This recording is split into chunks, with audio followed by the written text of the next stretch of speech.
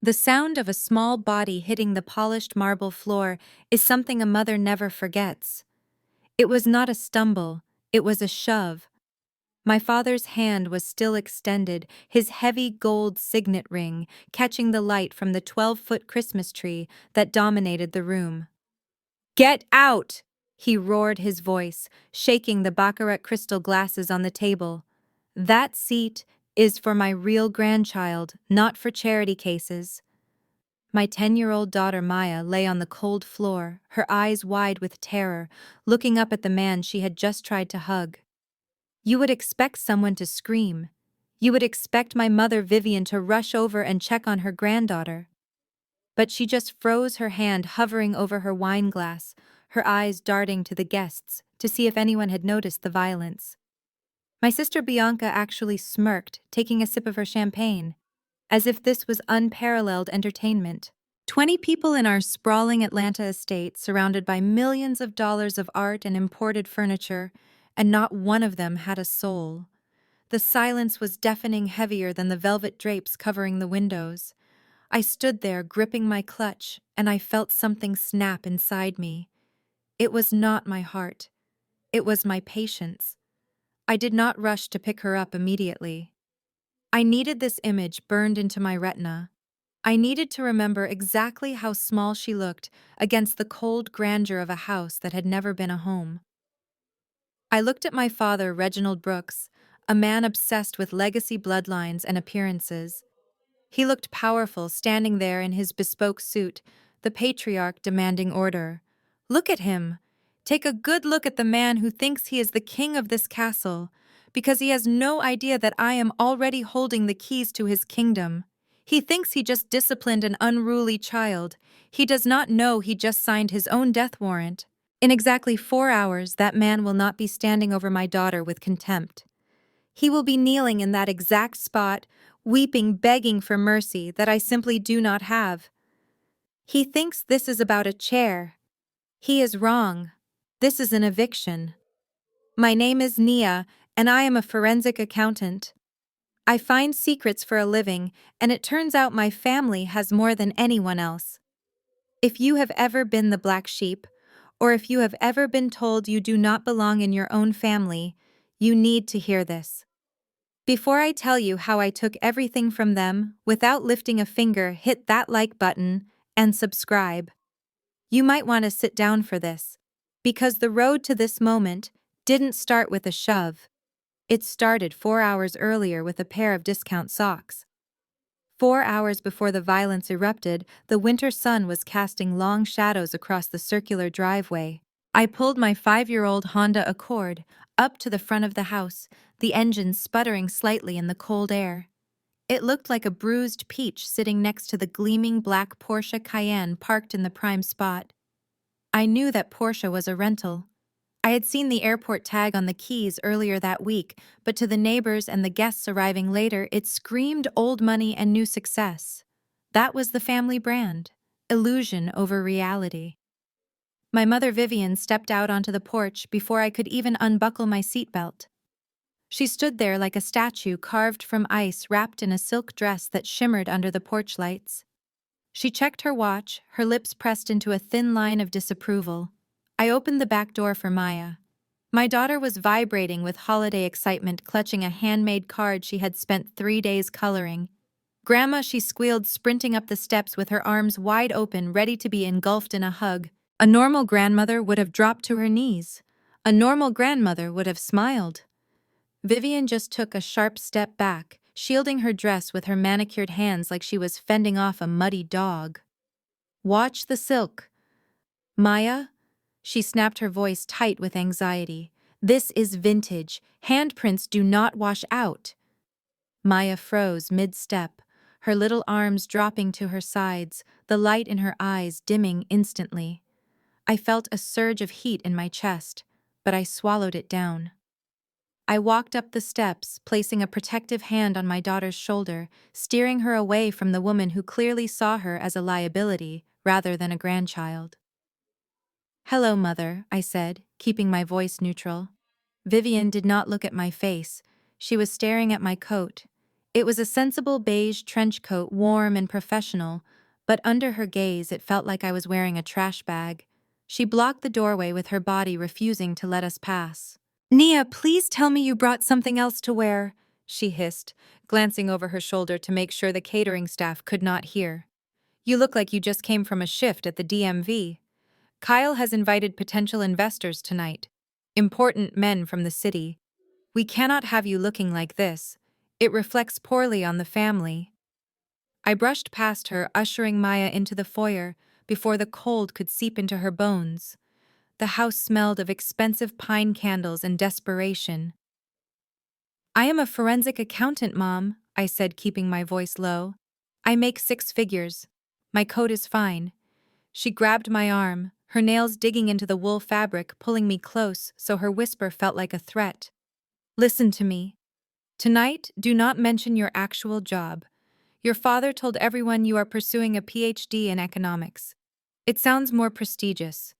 Just nod and smile. We need this night to go perfectly. Do not embarrass us with the truth." The transition from the hallway to the living room was jarring. The Christmas tree was 12 feet of Oregon pine buried under an avalanche of gold and silver wrapping paper. It looked like a commercial for the perfect American holiday, provided you ignored the tension thick enough to choke on. My nephew Liam was already knee-deep in shredded paper. He was tearing through boxes with the frenzy of a child who has never heard the word no. "Look, Grandpa, an iPad Pro. And the new Jordans." He held up the sneakers like a trophy. My father, Reginald, clapped his hands, his face glowing with a pride he never showed me. "Those are for winners, son," he boomed. "You have to dress the part if you want to lead the family business one day." My mother, Vivian, sat on the velvet sofa sipping her third glass of Chardonnay, nodding in agreement. "He looks just like you, Reginald," she cooed. "A true Brooks." Then the room went quiet. It was Maya's turn. She was sitting cross-legged on the edge of the rug, her hands folded in her lap. She had been waiting patiently for 20 minutes while Liam opened gift after gift. There was only one small box in front of her. It was wrapped in thin red paper that looked like it had been salvaged from last year. "Go on, Maya," I said, my voice tight. "Open it." She reached out with trembling hands. She tore the paper carefully, trying to save the bow. When the cardboard lid came off, her smile faltered. It was a pack of white tube socks, the kind you buy in a bulk bag of 12 at a discount superstore. I could clearly see the orange price sticker still attached. $4.99. Maya looked up confused. She looked at Liam's iPad, then back at the socks. "Thank you," she whispered, her voice barely audible. I felt the blood drain from my face. "Are you serious, Mom?" I asked, staring at Vivian. "Socks. For a 10-year-old. Before my mother could answer my sister, Bianca let out a short, cruel laugh. "Oh, relax, Nia. They are practical." Bianca took a sip of her drink, looking Maya up and down with a sneer. "Besides, those are durable.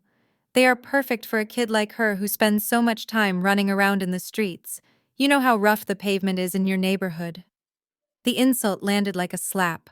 Running in the streets. It was not just a comment on her play habits. It was a dig at where we lived. It was a coded way of saying Maya was wild, unrefined, and unworthy of the luxury Liam was born into. I stood up, my fists clenching at my sides. I was ready to burn the tree down. I opened my mouth to tell Bianca exactly what I thought of her parenting and her prejudice, but I never got the chance. The heavy oak doors swung open and Kyle walked in carrying a bottle of vintage scotch and wearing a smile that made my skin crawl. "Here is the script for Block 4, written in English, optimized for AI voice reading, and strictly following your outline." Kyle filled the room with the smell of expensive cologne and unearned confidence. He poured a glass of Glenfiddich for my father and one for himself, completely ignoring me. He leaned against the mantel, swirling the amber liquid like he was posing for a magazine cover.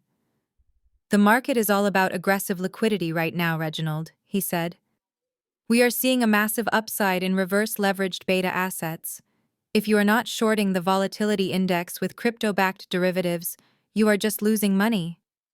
It was a word salad of financial buzzwords that meant absolutely nothing.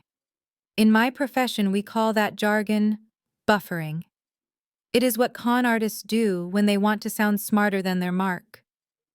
But my father nodded solemnly, as if Kyle had just recited a divine prophecy. Incredible, Dad muttered, staring at his son-in-law with undisguised adoration. You have such a vision, son. I always said you were wasted at that bank. Starting your own fund was the best move you ever made. Kyle basked in the praise, puffing out his chest. Then he turned his predatory gaze toward me. He took a slow sip of his drink, his eyes scanning my sensible outfit with amusement. And how is the audit business, Naya still chasing pennies for corporate dinosaurs? It must be exhausting looking at spreadsheets all day for a fixed salary. You know you are really limiting your potential. I tightened my grip on my water glass. Actually, I specialize in high-level fraud detection, I said, keeping my voice even. We look for patterns that do not add up. We find the money people try to hide. Kyle laughed, a dismissive sound that grated on my nerves. You are thinking too small, Nia. You need to let your money work for you. Tell you what, since it is Christmas, I can get you into my exclusive fund. Usually the buy-in is $500,000, but for family, I will waive the minimum. We are guaranteeing 20% returns monthly. My internal alarm bells started ringing so loud, I thought everyone could hear them. Guaranteed 20% monthly returns. That was not investing. That was the mathematical definition of a Ponzi scheme. Even the best hedge funds in the world struggled to hit that in a year. He was lying through his teeth. I looked at him, ready to ask exactly how he was hedging those positions, but I never got the chance. I opened my mouth to decline, but my father beat me to it. He let out a harsh barking laugh that echoed off the high ceilings. Don't waste your breath, Kyle. Nia does not have that kind of capital. She barely makes rent as it is. Besides, raising that illegitimate child is expensive. Charity cases drain your bank account dry faster than you can earn it. The transition to the dining room felt less like a family dinner and more like a coronation. The table was a long expanse of polished mahogany set with enough gold-rimmed china to feed a small army. But in the Brooks household, where you sat determined your worth. My father Reginald sat at the head of the table like a king on his throne. To his right sat Kyle, the golden son-in-law, and my sister Bianca. To his left remained the empty seat of honor, usually reserved for the most important guest.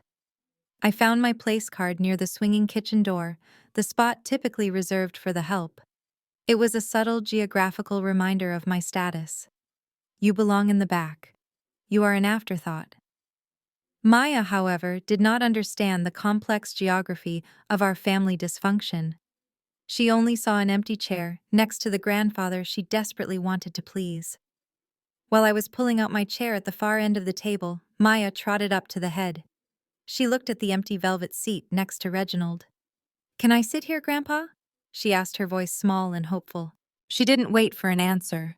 She placed her hands on the armrests and began to pull herself up, her little legs dangling as she tried to settle in. The reaction was instant and violent. Reginald did not gently correct her. He did not suggest she move. He treated her presence like a contamination. His face flushed a dark, angry red. "Who told you to sit there?" he bellowed. The sound was so loud that the crystal wine glasses actually chimed. Maya froze, her eyes wide with confusion. She was half on, half off the seat. Before I could even take a step, my father lashed out. He shoved the heavy chair with a force that shocked me. It was not a nudge, it was a hard, aggressive push. Because Maya was not fully seated, the sudden motion knocked her off balance. She tumbled sideways, her small hands grasping at the air before hitting the marble floor with a sickening thud. Her head missed the table leg by an inch. The room went instantly silent. The only sound was the heavy breathing of my father and the soft whimper building in Maya's throat. I stood frozen at the end of the table, my blood turning to ice. My father stood up, adjusting his suit jacket as if he had just taken out the trash. That seat is for my real grandchild, he spat, pointing a shaking finger at Maya, who was now curling into a ball on the floor. It is for Liam. It is for blood, not for some charity case you picked up to feel superior. Get her out of my sight. Maya let out a sob that shattered the silence. It was the sound of a heart breaking in real time. My mother Vivian gasped, but did not move to help. Bianca looked away, swirling her wine. I looked at my father. I did not run to Maya immediately. I needed him to see my face.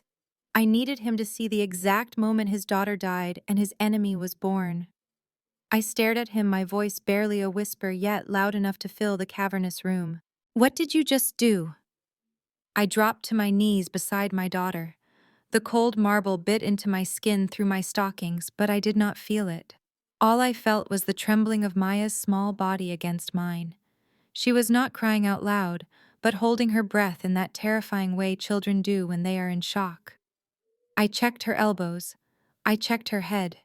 There was a red mark forming on her arm, angry and bright against her skin. I waited for the apology. I waited for my mother to rush over with ice. I waited for my father to look ashamed. Instead, my mother set her wine glass down with a sharp clink that sounded like a gunshot in the quiet room. "Honestly, Nia," she sighed, looking at us with pure exhaustion. "This is exactly what I was talking about. You have to teach that child some boundaries. You cannot just let her climb on antique furniture like a jungle gym." I looked up at her, blinking. My daughter was on the floor, hurt, and my mother was worried about the chair. "Are you serious, Mom?" I asked, my voice shaking. "He just shoved her. He physically assaulted a 10-year-old. Bianca let out a dry, humorless laugh. "Oh, stop being so dramatic, Nia. Assault, please. Dad is 60 years old." She startled him. He probably thought she was going to knock over the wine. It was a reflex. "You are always trying to make yourself the victim. Look at Dad. He is shaking. You have upset his blood pressure." Kyle nodded in agreement, leaning back in his chair as if he were watching a boring play. "It was an accident, Naya. Don't make a scene in front of the investors. Just take her to the kitchen and get her a cookie. Stop ruining the night." I looked around the table. They were not horrified by the violence. They were annoyed by the interruption.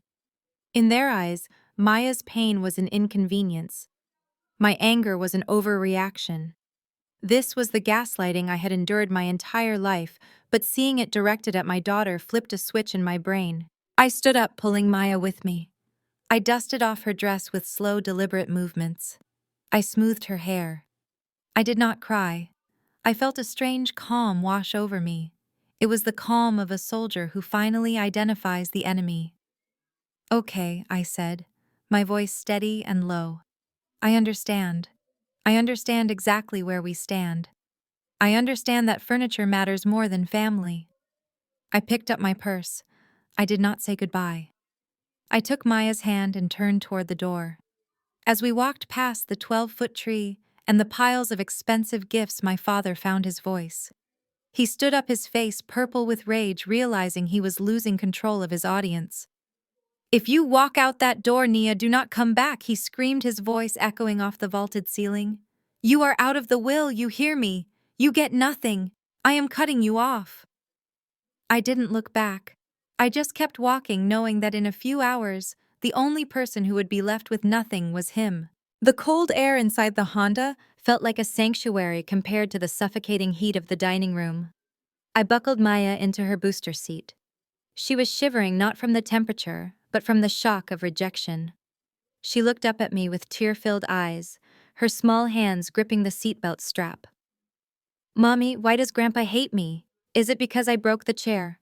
The question pierced my chest harder than any insult my family had ever thrown at me. I cupped her face in my hands, wiping away a stray tear with my thumb. "No, baby. Grandpa does not hate you. He is just afraid. He is afraid of anything that is real. He prefers his plastic world, but do not worry. We are going to fix everything tonight." I closed her door and walked to the driver's side, my heels clicking rhythmically on the frozen pavement. I sat behind the wheel, staring at the glowing windows of the mansion. I could see the silhouettes of my family moving around inside. They were probably toasting to their own superiority, laughing at my dramatic exit, already forgetting the violence that had just occurred. They thought I was running away to cry in my apartment. They thought I was defeated. They had no idea I was about to burn their fortress to the ground. I reached into the glove compartment. I did not pull out tissues. I pulled out my secure work phone, a device encrypted for high-level corporate audits. I dialed a number that I had memorized 6 months ago. It rang once, 2 times. Then a gruff male voice answered. Nia, it is Christmas Eve. Tell me this isn't about work. It was Mike, the senior vice president of risk management at the bank, holding my father's massive unpaid mortgage. A mortgage that I knew was teetering on the edge of default. I didn't waste time with pleasantries. Hello, Mike. I need you to execute the contingency plan. Activate file 742 immediately. There was a pause on the other end. The silence stretched for 5 long seconds. Nia Mike's voice dropped an octave, losing its casual tone. Are you absolutely certain we discussed this as a theoretical exercise? If I push this button, the foreclosure notice goes out electronically to all credit bureaus and the homeowner instantly. The trigger clause activates the immediate call on the debt. They will legally lose the house within the hour. There is no going back from this. I looked in the rearview mirror at my daughter, who was huddled in her coat, clutching her pack of discount socks like a lifeline. I looked back at the house where my father sat like a king on a throne built of debt and lies. I felt no hesitation, no guilt, only the cold, hard clarity of justice. Do it, Mike, I said, my voice steady. Buy the debt. Send the notice. I want to own every brick of that place before they finish their turkey. The wait for Mike's confirmation gave my mind too much quiet space. In the silence of the car, the ghost of my past came rushing back. I was 18 years old again, lying in a hospital bed with the smell of antiseptic burning my nose. I had been in a car accident on the way home from a math competition. The doctors told me I had severe internal bleeding and damage to my ovaries. They said there was a surgery that could save my fertility, but it was specialized and out of network. It cost $50,000 up front. I remember looking at my father Reginald, pleading with him through my oxygen mask. $50,000 was nothing to him. He spent that on golf club memberships. But he just stood there checking his watch. He looked at the doctor and said the words that killed a part of me forever. We don't have the liquidity right now. I promised Bianca a new Mercedes for her freshman year of college. We can't change the budget for a maybe. He chose a car for my sister over my future children. He chose status over my body. The surgery never happened. 2 weeks later, the doctor told me I would never carry a child. I spent my 20s feeling like a hollow shell, like a genetic dead end. That was until I met Maya. She was 3 days old, abandoned at the hospital where I was volunteering to numb the pain. When I held her, the broken pieces of my soul snapped back together. She wasn't my blood, but she was my breath. She was the only reason I hadn't walked away from this toxic family years ago. I wanted her to have grandparents. I wanted her to have a history. But tonight my father had proven that he didn't deserve to be part of her future. He had shoved the only miracle I would ever have. I looked at Maya sleeping in the back seat, clutching those cheap socks. The rage in my chest wasn't hot anymore. It was cold. It was calculating. It was the kind of anger that burns down cities. I was not just going to take their house. I was going to take their pride. I was going to make them feel exactly as helpless as I felt in that hospital bed 14 years ago. Suddenly, a sharp rap on the glass shattered my memory. I jumped, my heart hammering against my ribs. I looked up to see a face pressed against the passenger window. It was my mother, Vivian. She was shivering in her silk dress, her face pale under the porch lights, looking like a ghost sent to haunt me one last time. I rolled down the window just 3 inches. It was a calculated distance, enough to hear her voice, but not enough to let her reach inside or let the freezing air chill Maya any further. My mother, Vivian, stood there hugging her elbows, her breath creating small clouds of steam in the winter night. She did not look at her granddaughter huddled in the back seat. She looked directly at me, her eyes pleading not for forgiveness, but for compliance. Nia opened the door. She said, her teeth chattering slightly. You are making a scene. The neighbors are going to see the car idling. Just come back inside and apologize to your father. He is willing to overlook this tantrum if you show some humility. I stared at her, marveling at her ability to rewrite reality. Tantrum. She called a mother protecting her child from physical assault a tantrum. I am not apologizing, Mom, I said, my voice flat. He pushed my daughter. He does not get an apology.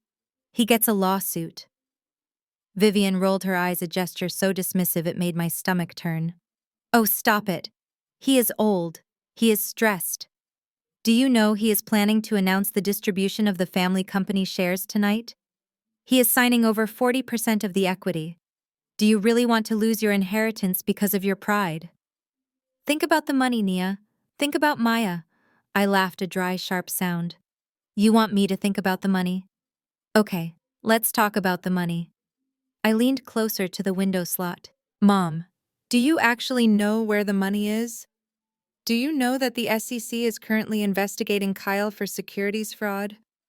Do you know that the dividend checks he has been showing Dad are fake? I expected her to look shocked. I expected her to gasp or ask me for proof. I expected the reaction of a victim who had been duped. But that is not what happened. Vivian's face hardened. The anxiety in her eyes was replaced by a cold, defensive glare. She leaned in, her whisper venomous. You are so jealous, Nia. You have always been jealous of Bianca. Just because she found a man who knows how to build wealth, and you are stuck auditing other people's success. You are trying to sabotage this family because you are miserable. Stop spreading lies and grow up. The realization hit me harder than the cold wind.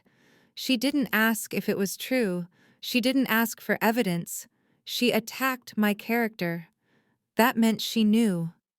Somewhere deep down, she knew Kyle was a fraud. She knew the lifestyle was a house of cards.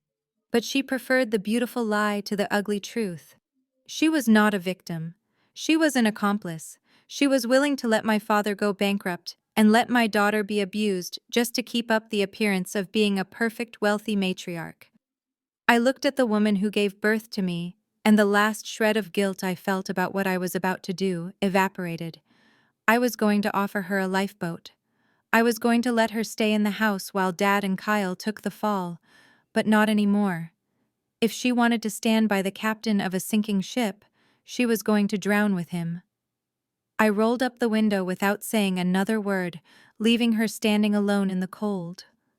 I watched my mother retreat to the safety of the porch, clutching her arms against the cold. She looked small and defeated, but I felt no pity. I turned my attention to the matte black laptop sitting on the center console. This was not the kind of computer you buy at an electronics store. It was a military-grade workstation loaded with proprietary forensic software that cost more than my father's car. I placed my thumb on the biometric scanner. A green light flashed and the screen hummed to life. I did not open a web browser. I opened a terminal window. The glossy icons of a standard desktop disappeared, replaced by rows of scrolling command lines. This was my world. In this digital space, there were no lies, no favorite children, and no family secrets. There was only data. And data never lied. I typed in a series of commands to bypass the public-facing interface of the Fulton County property records. I needed the raw transaction history. I needed the dirty details that real estate agents gloss over. My fingers flew across the keyboard. Within seconds, the server handshake was complete. I queried the address of the estate. The screen populated with a wall of text. I scanned the lines, my eyes trained to spot irregularities. The first thing that jumped out at me was the debt load. My father liked to brag that he owned the house free and clear, a monument to his success. But the database told a different story. There was a primary mortgage taken out 30 years ago, which was standard, but then the timeline grew dark.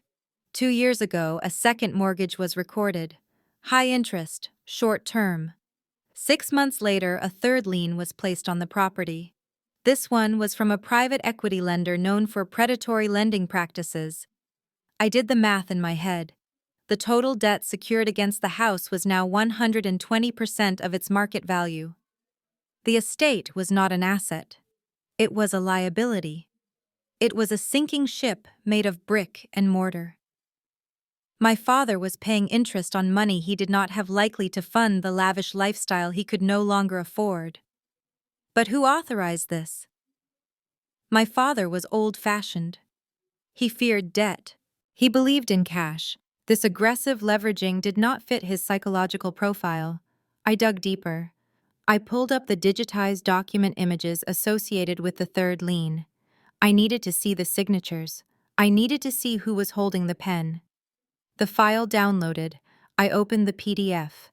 It was a standard loan agreement, but attached to the back was a document that made my breath catch in my throat. It was not just a loan application. It was a power of attorney. I zoomed in on the document. It was a durable power of attorney granting full financial control over Reginald Brooks's assets to an agent. The date was 18 months ago. The signature at the bottom was my father's shaky but authentic. And the name of the agent, the person to whom he had surrendered his entire financial life, was printed in bold black letters right next to it. It was Kyle. My father had not just borrowed money. He had legally handed the keys to his entire existence to the wolf sitting at his dinner table. The power of attorney document was the key that unlocked the entire mystery, but I needed to know exactly who was holding the keyring. I opened a new terminal window on my laptop. It was time to vet the golden boy. I ran Kyle's full name and social security number through the FINRA broker check database and the SEC Investment Advisor public disclosure website. These are the gold standards for anyone claiming to manage millions of dollars in assets. The search bar spun for a fraction of a second before delivering the result that I had suspected but hoped I was wrong about. No records found. Kyle was not a licensed broker. He was not a registered investment advisor. He was legally prohibited from managing a lemonade stand, let alone a hedge fund. My fingers flew across the keyboard as I widened the search parameters. I accessed a subscription-based background check service that scrapes data from state and federal courthouses. I searched for criminal records matching his biometrics and previous addresses. The screen populated with a hit from Florida dated 5 years ago. A mugshot appeared on my screen. The man in the photo looked younger and less polished, but the smug smile was unmistakable. It was Kyle. But the name listed was not Kyle Sterling. It was Kyle Jameson. He had legally changed his last name 3 months after his release from county jail. The charges were listed in black and white: grand theft, wire fraud, exploitation of the elderly. He had run a fake retirement investment scam in Boca Raton, targeting seniors with the exact same jargon he was currently using to dazzle my father. He had pleaded down to a misdemeanor, and probation erased his history and moved to Atlanta to find a fresh mark. And he found the perfect one in my father, a man whose vanity made him blind to reality. I pulled up the financials for his so-called hedge fund, Sterling Capital.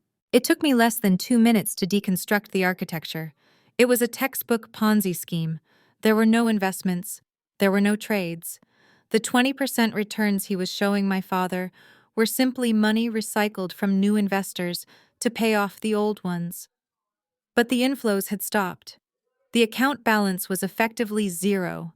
My father had signed over his life savings and his home to a man who had already spent it all. Just as the magnitude of the betrayal settled in my stomach like a stone, a sharp chime cut through the silence of the car. A notification banner slid across the top of my screen. It was an automated email from the bank's foreclosure department, marked with high priority. I clicked it open.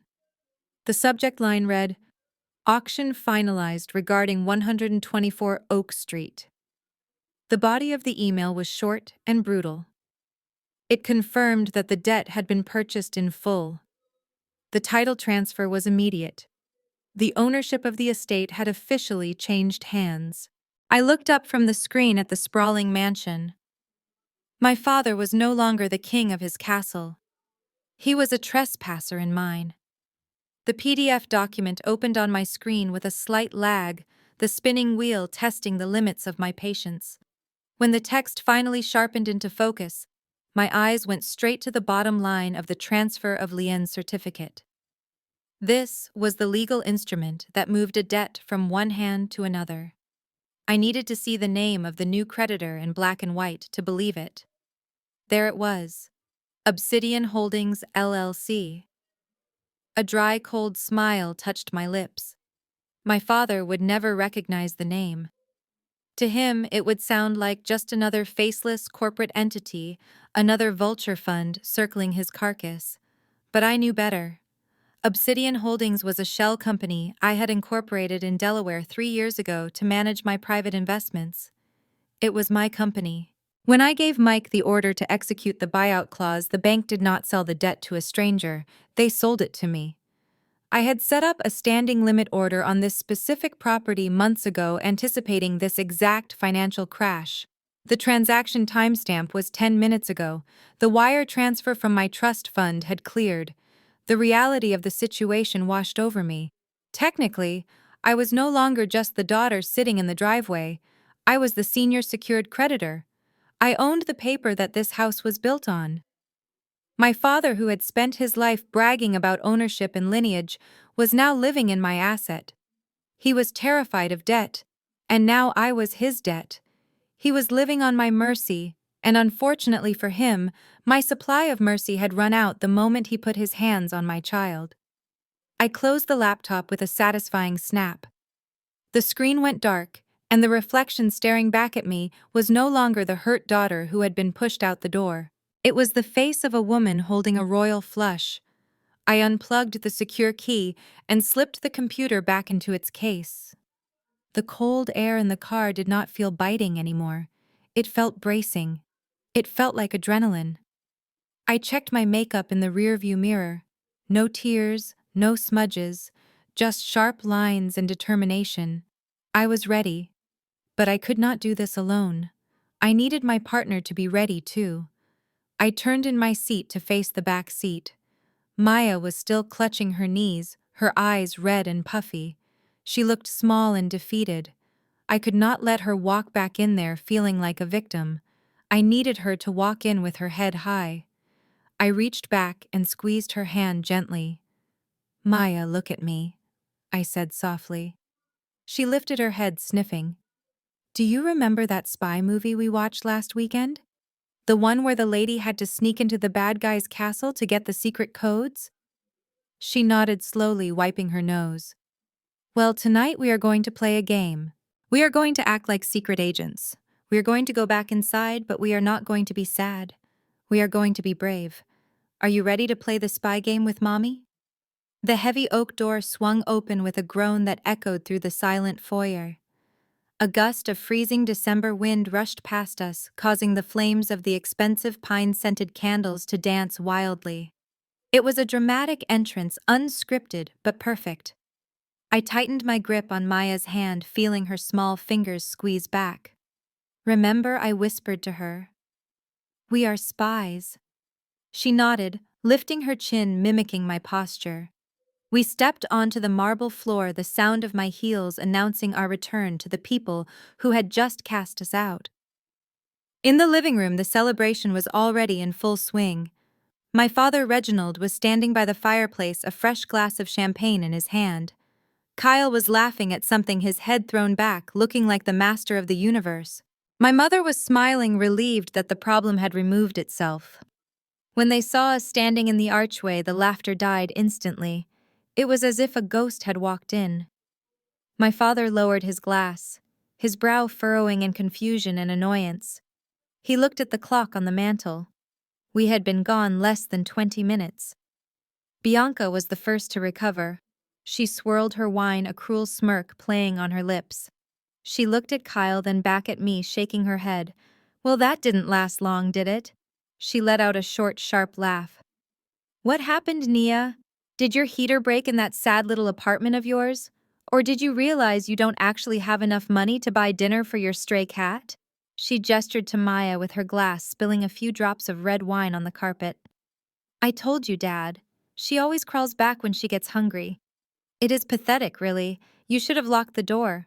My mother sighed, pinching the bridge of her nose, looking physically pained by my presence. Nia, really? This is embarrassing. If you are going to stay, you need to apologize to your father immediately. And please sit in the back. We are discussing adult matters. We are about to read the distribution of assets. This does not concern you. I didn't answer. I didn't apologize. I walked past Bianca, ignoring her completely as if she were a piece of furniture. I walked past my mother, who flinched as I brushed by. I walked straight to the center of the room. I pulled out a high-backed velvet chair directly opposite my father. It was heavy, but I moved it with ease. I sat down, crossing my legs, and placed my hands calmly on the table. I gestured for Maya to sit on the ottoman next to me. The room went deadly quiet. Kyle looked nervous. He sensed the shift in energy, even if the others were too arrogant to notice. I looked at Bianca, then locked eyes with my father. "No, Bianca," I said, my voice smooth and dangerous. "I am not hungry, and I am not here to beg. I came back because I wouldn't miss this for the world. I want to see exactly what you think you own." "Go ahead, Dad. Read the will." My father looked at me across the expanse of the mahogany table, and a slow, satisfied smile spread across his face. To him, my return was not an act of defiance. It was an act of submission. He believed that the cold winter wind had frozen my rebellion and that I had come back to crawl for scraps. He saw a daughter who had realized she could not survive without his money. He saw a single mother who had been broken by the reality of the world. He was wrong. He was looking at an executioner who had just sharpened her blade, but his arrogance blinded him to the danger sitting right in front of him. "Good," he grunted, adjusting the silk tie that was choking his thick neck. "I am glad you finally decided to be sensible, Nia. You always were stubborn, but eventually you know where the power lies. Sit there, be quiet, and maybe if you learn your place and keep that child under control, we can discuss reinstatement of your allowance next month." He waved his hand dismissively, as if granting a favor to a peasant. He reached under the table and pulled out a thick, leather-bound portfolio embossed with gold initials. It looked heavy.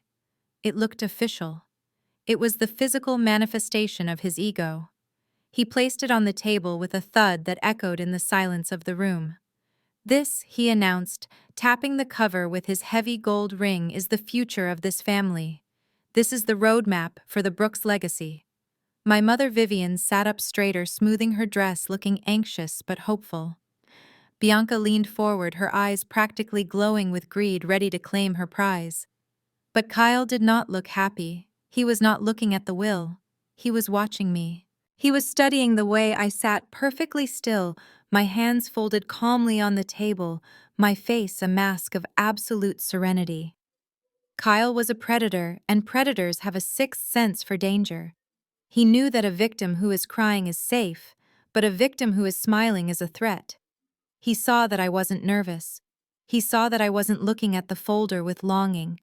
I saw a bead of sweat trickle down his temple despite the chill in the room. He loosened his collar, his eyes darting toward the front door as if calculating the distance to an exit. "Is everything okay, Nia?" he asked, his voice cracking slightly. "You seem very intense." I didn't answer him. I didn't even blink. I just held his gaze until he looked away, terrified. I turned my attention back to my father, who was oblivious to the tension radiating from his son-in-law. "Proceed, Dad," I said softly, my voice steady. "We are all listening. I am dying to know what you think you have to give." Reginald scoffed at what he thought was my impatience. He opened the folder slowly. The parchment crackled in the quiet room. He put on his reading glasses, taking his time, enjoying the fact that everyone was hanging on his every move. He cleared his throat, a loud, pompous sound that signaled the beginning of his performance. He looked around the table one last time, ensuring he had the undivided attention of his subjects. Then he began to read, his voice booming with authority. "I, Reginald Brooks, being of sound mind and body, hereby declare this to be my last will and testament regarding the distribution of my entire estate." Reginald adjusted his reading glasses, taking a moment to savor the heavy silence in the room. He loved this. He loved holding the purse strings and watching us dance. He cleared his throat and began to read from the thick document, his voice trembling with self-importance. Item 1. To my daughter Bianca, who has always upheld the family image with grace, I bequeath the vintage 1969 Mercedes SL convertible currently stored in the climate-controlled garage. It is a symbol of timeless elegance, much like herself. Bianca let out a high-pitched squeal of delight, clapping her hands together like a child. "Oh, Daddy, thank you. I have wanted that car since I was 16. She shot a triumphant look at me, but I just kept my face blank. She didn't know that I had seen the maintenance logs during my hack. That car hadn't started in 3 years, and had a cracked engine block that would cost more to fix than the car was worth. But let her have her moment." My father raised his hand to silence her. He was not done. He turned his gaze to Kyle, his expression softening into something that looked painfully like love. "And to my son-in-law, Kyle, you came into this family and showed us what ambition looks like. You are the son I never had. You are the future of the Brooks name. Therefore, I bequeath to you my entire collection of vintage timepieces. The Patek Philippe, the limited edition Rolex Daytona, and the Audemars Piguet. These watches measure time, but you, Kyle, you understand the value of legacy." My mother wiped a tear from her eye, murmuring about how beautiful it was. Reginald beamed at Kyle, expecting a speech of gratitude. But Kyle did not look like a man who had just inherited $1 million in horology. He looked like a man who was about to be sick.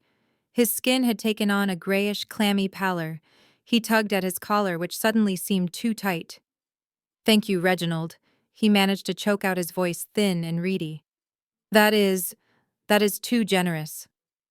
I watched Kyle carefully. I knew exactly why he was sweating. I knew why his eyes were darting around the room as if searching for a fire exit. My father thought those watches were safe in the bank deposit box downtown. But my forensic search earlier had flagged a withdrawal record from 6 months ago. The box had been accessed by the person holding the power of attorney. Kyle had emptied it. He had likely pawned those watches to pay off gambling debts or to keep his Ponzi scheme afloat for another week. He was inheriting a collection that he had already stolen. The irony was delicious. He sat there trapped in the spotlight of my father's adoration, knowing that the moment Reginald went to the bank to retrieve those watches, his life was over.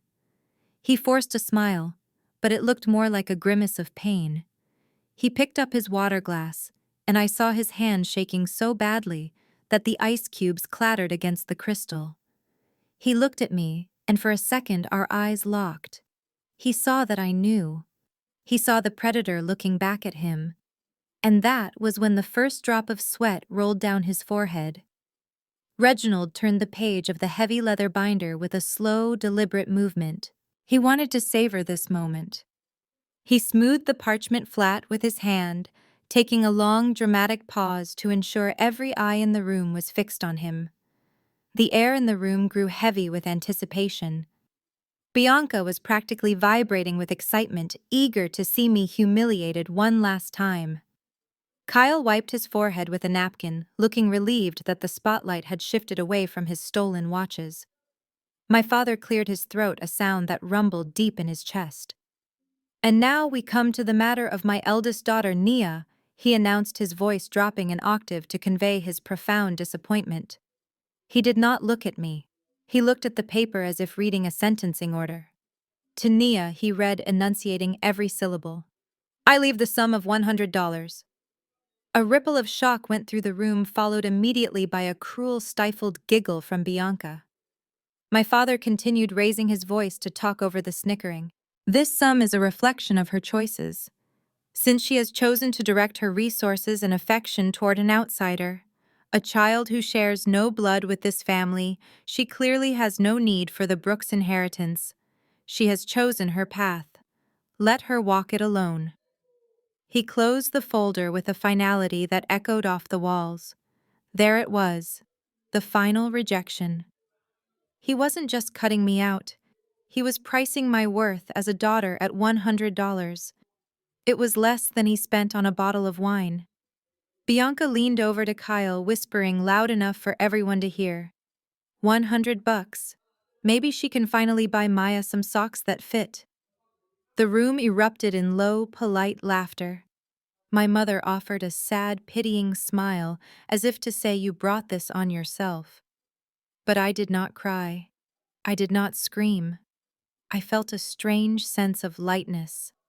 The last tether holding me to this toxic man had just been severed. I looked at him sitting there so smug and powerful in his high-backed chair. He reached for his fountain pen to sign the document, believing he had just delivered the ultimate punishment. I waited until the tip of his pen touched the paper. "Dad," I said, my voice cutting through the laughter like a razor blade. He stopped, looking up with irritation. "What is it now? Nia? Be grateful you got anything at all." I leaned forward, clasping my hands on the mahogany table. "I am not ungrateful," I said calmly. "I just want to make sure we are being legally accurate. Before you sign that, I have one question. Are you absolutely certain that you still have the legal right to give any of these things away? Because usually you have to own something before you can bequeath it." Bianca did not let my father answer. She slammed her hand onto the mahogany table, the sharp clack of her jewelry against the wood cutting through the tension like a gunshot. She leaned forward, her face twisted into a mask of pure, unfiltered venom. "God, you are so pathetic, Nia!" She spat, her voice rising in pitch. "You just cannot stand it, can you? You cannot stand that I won and you lost. You are trying to ruin this moment with your petty little legal technicalities because you are jealous. You have always been jealous of me. You are jealous of my life, my car, and my husband." She turned to Kyle, snatching his hand and holding it up like a prizefighter's belt. "Look at him, Naya. My husband generates more wealth in a single month than you make in a year of digging through other people's trash. Do you really think we need Daddy's money? We do not need a dime. Kyle is a financial genius. He runs a hedge fund. We have assets and portfolios you probably cannot even pronounce. This is not about the money. This is about honor. It is about respect. It is about Daddy finally recognizing who stayed loyal to this family and who ran off to play savior with a stray child she found at a hospital." She held up her left hand, thrusting it into the center of the table under the crystal chandelier. A massive pear-shaped diamond glittered aggressively under the lights. It was gaudy, it was excessive, and it was clearly brand new. "Look at this," she sneered, wiggling her fingers so the light danced off the facets. "Kyle gave this to me yesterday just because he loves me. 5 carats. Flawless clarity. It cost more than your entire retirement savings. This is what real success looks like, Naya. This is what a real provider gives his wife. Not that you would know anything about being provided for." I looked at the ring. It was indeed a spectacular piece of jewelry.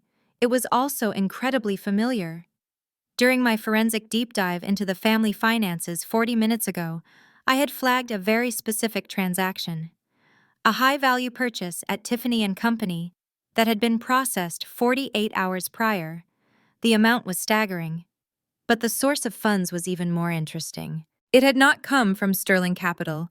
It had not come from Kyle's personal checking account. It had appeared on a statement that was supposed to be dormant. I leaned back in my chair, allowing a small, pitying smile to touch my lips. "It is stunning, Bianca," I said, keeping my voice dangerously calm. "The clarity is truly exceptional. But I have a question." I shifted my gaze from the sparkling stone to my father, and then slowly to Kyle, whose face had gone ashen. "Did Kyle happen to tell you which card he used to pay for it? Because when I reviewed the transaction logs this evening, I saw a charge for that exact amount. But it was not on Kyle's card. It was on Dad's Platinum American Express. You know, the one Dad keeps for medical emergencies only." The silence that followed was suffocating. Bianca froze, her hand still raised in the air. My father's head snapped up, his eyes wide. "What did you say?" Reginald whispered. I shrugged, locking eyes with Kyle. I said, "Nice ring, Bianca. But I am pretty sure you are wearing your father's emergency heart surgery fund." My father's reaction was not shock at the theft. It was rage at the exposure. He did not turn to Kyle and ask for an explanation. He did not ask to see the credit card statement to verify if his life savings were being siphoned off by the man sitting to his right. Instead, he turned that massive red-faced fury directly onto me. He slammed his fist onto the table for the second time that night, but this time, the force was so violent that a wine glass tipped over, spilling dark red liquid across the pristine white tablecloth like a spreading blood stain. Enough, he roared, the veins in his neck bulging against his starched collar. I have had enough of your lies and your poison. You are making this up because you cannot stand to see your sister happy. You cannot stand that she found a real man while you are alone with that child. You are sick, Nia. You are jealous and bitter, and you are trying to tear this family apart just to make yourself feel better. He stood up, towering over the table, pointing a shaking finger toward the front door. Get out! Get out of my house right now. I do not want to see your face. I do not want to hear your voice. Take your daughter and go back to that miserable life you chose. You are no longer welcome under my roof. If you are not gone in 2 minutes, I will call the police and have you removed for trespassing. Do you hear me? Get out. The room held its breath. My mother looked down at her plate, refusing to meet my eyes. Bianca looked triumphant, smugly twisting the stolen ring on her finger, delighted that I was finally being exiled. Kyle looked like he was about to faint, but he managed a weak nod of agreement, desperate for me to disappear before I could reveal anything else. They all waited for me to cry. They waited for me to beg for forgiveness. Or they waited for me to run out into the snow in shame. I stood up slowly. I smoothed the front of my dress with deliberate calm. I picked up my clutch from the table, but I did not walk toward the heavy oak doors. I turned my back on the exit and began to walk toward the fireplace. The 85-inch ultra-high-definition television screen was mounted there, currently displaying a generic loop of burning logs. I reached into my bag and pulled out a wireless HDMI adapter. I held it up so they could all see it, the small black device gleaming in the firelight. You want me to leave, Dad? I said, my voice cutting through the tension like a knife. And I will.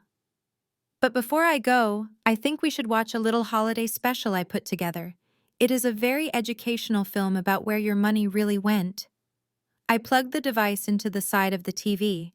The screen flickered. The image of the burning logs disappeared. I stood next to the 85-inch television that dominated the north wall of the living room. My father was still shouting, his fingers stabbing the air toward the front door. Get out! He bellowed, his voice cracking with the strain. You are dead to me. Leave now and take your bastard child with you. The insults washed over me like water off a stone. I felt nothing but a cold, sharp clarity. I held up the small black wireless adapter in my hand. It was a simple piece of technology, but in this moment it was a weapon more powerful than any gun. You want me to leave, Dad? I asked, my voice cutting through his tirade. I will, I promise. But before I walk out into the cold, I think we should enjoy a little entertainment. You know how much you love watching the financial news. Well, I have prepared a special report just for you. I call it the year-end review of the Brooks family fortune. I plugged the adapter into the side of the screen. The room went silent, confusion replacing the anger on their faces. The loop of burning logs and festive music cut out abruptly. The screen went black for a heartbeat, reflecting the terrified faces of the people sitting around the table. Then it flickered to life. It was not a movie. It was not a slideshow. It was the stark blue and white interface of the county property records database, mirrored directly from my secure laptop. My mother squinted, leaning forward. What is this, Nia? She asked, her voice trembling. Why are you showing us the internet? Stop this nonsense immediately. But I did not stop. I tapped my phone screen, navigating through the menus with the precision of a surgeon. Allow me to explain, I said, stepping aside so everyone could have a clear view. This is the official registry for Fulton County. It tracks the ownership of every piece of land in the city. And this, I tapped the screen again, is the file for 124 Oak Street, this house. The house we are sitting in right now. The screen refreshed. A document appeared. It was a legal notice, official and terrifying. The text was small, but on the massive screen, it was unavoidable. But it was the stamp across the center of the document that mattered. It was bright red. It was aggressive. It pulsed with a reality that no amount of denial could erase. Foreclosure notice. Beneath it in bold black letters was the status update: property seized, auction completed. My father staggered back as if he had been physically struck. He gripped the back of his chair, his knuckles turning white. "That is a lie," he whispered, his face draining of color. "That is impossible. I own this house. I have lived here for 30 years. Kyle paid the bridge loan last month." He turned slowly to look at his son-in-law. "Kyle, tell her it is a lie. Tell her to turn it off." But Kyle said nothing. He sat frozen, staring at the red letters on the screen, looking like a man who was watching his own funeral. The red letters on the screen were burning into Kyle's retinas, and the reality of his deception shattered his composure instantly. The veneer of the sophisticated hedge fund manager dissolved, revealing the desperate con artist underneath. He didn't just panic. He exploded. He scrambled over the expensive Persian rug, knocking over a crystal vase that shattered against the hearth. "Turn it off!" he screamed, his voice cracking into a high-pitched shriek. "It is a glitch. She is faking it. She hacked my computer. Don't look at it." He wasn't trying to explain. He was trying to destroy the evidence. He lunged toward the television, his sweaty hands reaching for the HDMI cable to sever the connection. I expected this. I had been waiting for it. I stepped forward, intercepting him before he could touch the device. I didn't just block him. I grabbed his wrist, using his own momentum against him. With a sharp practice twist and a shift of my hips, I spun him around. I applied a pressure lock to his elbow that forced him to bend over in pain. It was a move I had learned in a self-defense class I took after my car accident, a reminder that I would never be helpless again. Kyle yelped, his knees buckling under the pressure. I shoved him backward hard. He stumbled and collapsed onto the ottoman, clutching his arm, gasping for air like a fish out of water. "Sit down, Kyle," I said, my voice dangerously low, echoing off the high ceilings. "And keep your hands where I can see them. You have done enough damage for one night. Now you are going to listen." The room was deathly silent. My mother was clutching her pearls, her mouth open in a silent scream. Bianca was staring at her husband with a mix of horror and confusion, realizing that the man she thought was her king was actually a coward. Kyle looked up at me, his eyes wide with fear. He had never seen me like this. He thought I was the quiet accountant who did taxes. He didn't know I was the wolf at the door. I smoothed my dress and turned back to the frozen audience. My father was no longer shouting. The rage had drained out of him, replaced by a cold, creeping dread. He was staring at the screen. He was looking past the foreclosure stamp. He was looking at the fine print. He walked closer to the television, his steps heavy and slow, like a man walking to the gallows. He put his reading glasses back on his hand, shaking so bad he could barely keep them on his nose. His finger traced the line at the bottom of the document where the new title deed was recorded. He squinted, trying to make sense of the letters. He read the words out loud, his voice trembling with disbelief. "Current owner of record, NB Holdings, LLC." He froze. He turned his head slowly to look at me, his eyes narrowing as the realization hit him like a physical blow. NB Holdings. NB Nia Brooks. My father stood frozen in front of the glowing screen, his mouth slightly open, trying to process the letters he had just read. NB Holdings. He repeated the name under his breath, testing the sound of it, trying to place it in his mental Rolodex of business partners and creditors. He looked at Kyle, hoping his son-in-law would offer an explanation, but Kyle was curled in on himself, defeated. He looked at me, but his eyes were filled with confusion, not recognition. He still saw me as the daughter who drove a Honda and clipped coupons. He could not bridge the gap between the woman he thought I was and the entity that now owned his existence. "Who is this?" he demanded, his voice trembling with a mix of fear and command. "Who is behind this company? Is this some kind of sick joke you and your friends are playing?" I walked slowly toward the head of the table. I placed my hands on the back of the heavy velvet chair he had vacated, the same chair he had used to shove my daughter just an hour ago. I gripped the wood, feeling the texture of the power he loved so much. "You always told me to pay attention to the details, Dad," I said, my voice calm and steady. "You said that the small things are what kill you in business." You were right. You were so busy looking at the big picture, looking at the fake returns Kyle was showing you, that you didn't look at the initials of the company buying up your bad debt. I paused, letting the tension build in the room until it was almost physical. I looked him dead in the eye. "NB Holdings stands for Nia Brooks Holdings. It is a limited liability company I established 3 years ago to manage my private equity investments. I didn't want you to know I had money because I knew you would try to control it. So I built my wealth in the shadows. I built it while you were laughing at my discount socks. I built it while you were telling your friends I was a student. And tonight, when the bank triggered the foreclosure, my company exercised its right as the secondary lien holder. I bought the note, Dad. I bought the mortgage. I bought the arrears." Reginald staggered back, his hand clutching his chest. He looked like he had been slapped. "You," he whispered, his voice barely audible. "You bought it. But you have nothing. You are a forensic accountant." I smiled, but it did not reach my eyes. "I am one of the best forensic accountants in the country, Dad. I get paid a percentage of every fraud I uncover. And business has been very, very good. I didn't just buy the debt, I bought it cash. The transfer is complete. The deed is recorded. This house, the furniture, the wine in the cellar, and the chair I am standing behind right now, it all belongs to me. You are no longer the master of this estate. You are a squatter in my living room." The silence that followed was absolute. It was heavier than the silence after Maya fell.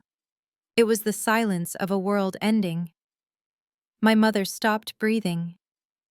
Bianca froze with her mouth open. Even the fire seemed to stop crackling. For the first time in his life, Reginald Brooks had absolutely nothing to say. He looked at the walls of the room he had ruled for 30 years, and he realized they were closing in on him. He looked at me, and he didn't see his daughter anymore. He saw his landlord, and he was terrified. I did not give them a moment to breathe. I did not give them a chance to formulate an excuse or a denial. I swiped my finger across the screen of my phone, and the image on the massive television changed instantly. The foreclosure notice disappeared, replaced by a high-resolution scan of a legal document. It was the power of attorney I had uncovered in the car. I zoomed in on the bottom of the page until my father's signature filled the entire frame. It was jagged and slightly uneven, the signature of an old man trusting the wrong person. "Take a good look at this, Dad," I said, my voice clinical and detached. "You signed this 18 months ago. Do you remember Kyle probably told you it was just routine paperwork for the tax authorities? He probably told you it was necessary to optimize your portfolio. But read the header. It is a durable power of attorney. It grants the agent full, unrestricted access to your assets. It allows them to sign checks, liquidate stocks, and take out loans in your name without your consent." You handed him a blank check and the pen to sign it. My father stared at his own handwriting. He blinked rapidly, trying to reconcile his memory of that day with the reality on the screen. He looked at Kyle, who was now weeping silently into his hands. But I wasn't done. I swiped the screen again. The document vanished. A bank ledger appeared. It was a complex spreadsheet, but I had highlighted one specific row in bright yellow. The date was 4 months ago. The amount was $2 million. "This is the transaction that broke you," I explained, pointing to the figures. "On August 15th, a wire transfer was initiated from your primary savings account. The description listed in the banknotes says sovereign bond purchase. That is what he told you, right? He told you he was moving your liquidity into safe government-backed bonds to protect your capital. Reginald nodded slowly, his eyes glued to the screen. Yes, he whispered. He said the market was volatile. He said bonds were safe. I tapped the screen one last time. The transaction details expanded to reveal the destination. But look at the routing number, Dad. Look at the beneficiary bank. This money did not go to the U.S. Treasury. It did not go to a brokerage firm on Wall Street. It was wired to a private account at the Bank of Georgetown in the Cayman Islands. And the account holder is not Sterling Capital. It is a personal shell company registered solely to Kyle Jamison. He did not invest your money. He stole it. He wired your retirement to an offshore account that only he can access. That $2 million is gone. The room felt like a vacuum. The air was sucked out of the space. Reginald turned his entire body toward the ottoman where Kyle sat shivering. The betrayal was no longer abstract. It was mathematical. It was proven. Reginald looked at the man he had called a son, the man he had chosen over me. His face was not red anymore. It was gray. He took a step forward, his voice shaking with a dangerous mixture of grief and fury. You told me those were municipal bonds. You looked me in the eye and swore on your mother's grave that my money was safe. You told me the yield was tax-free. My father looked ready to strangle Kyle with his bare hands, but I wasn't finished. The financial ruin was bad, but I knew my father. He could survive losing money. What he could not survive was losing face. He cared more about reputation, pedigree, and bloodlines than he did about his own soul. So I decided to hit him where it truly hurt. I tapped the screen one more time. The bank spreadsheets vanished. In their place, a grainy, unflattering photograph filled the 85-inch display. It was a mugshot taken from a side angle, showing a younger, rougher version of Kyle. Below it was a rap sheet from the Broward County Sheriff's Office. Wait, Dad, I said, stepping between him and Kyle. Before you ask him for the money back, you should know exactly who you welcomed into your family. You were so concerned with Maya's background, you called her a charity case. You said she didn't belong in this lineage. Well, let's look at the lineage you invited in. I pointed to the list of charges scrolling on the screen. I read them out loud, my voice echoing in the silent room. Identity theft, forgery, and my personal favorite, romance fraud. It turns out Kyle has a pattern. He targets families with assets but weak emotional ties. He finds the daughter who is desperate for validation. He marries her. He gains access to the father's accounts. And then he vanishes. But here's the part that really destroys your legacy argument. I swiped to the next slide. It was a family tree I had constructed using birth records and child support filings. It showed Kyle at the top.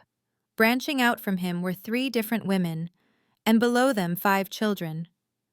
You are not his first family, I said, looking at Bianca, whose face had gone chalk white. You are his 4th. And Liam, he is not the sole heir to the Brooks empire. He is child number 6. Kyle has 5 other children scattered across Florida and Georgia. 5 other heirs who have a legal claim to his estate, which, thanks to the commingling of funds, is now technically your estate. You wanted a pure bloodline, Dad. You wanted a legacy. You just merged your family tree with a man who has 3 warrants for unpaid child support and 5 illegitimate children he abandoned. You traded your own daughter for a serial deadbeat dad. Reginald stared at the screen, his mouth opening and closing like a fish. The idea that his precious grandson, the golden child Liam, was just one of half a dozen offspring from a con artist was too much for his brain to process. He looked at Kyle with a mixture of horror and revulsion, as if he were looking at a cockroach in his soup. But the blow landed hardest on Bianca. She looked at the massive diamond ring on her finger, the ring bought with her father's stolen money. She looked at the husband who had sworn she was the love of his life. She realized she wasn't a princess.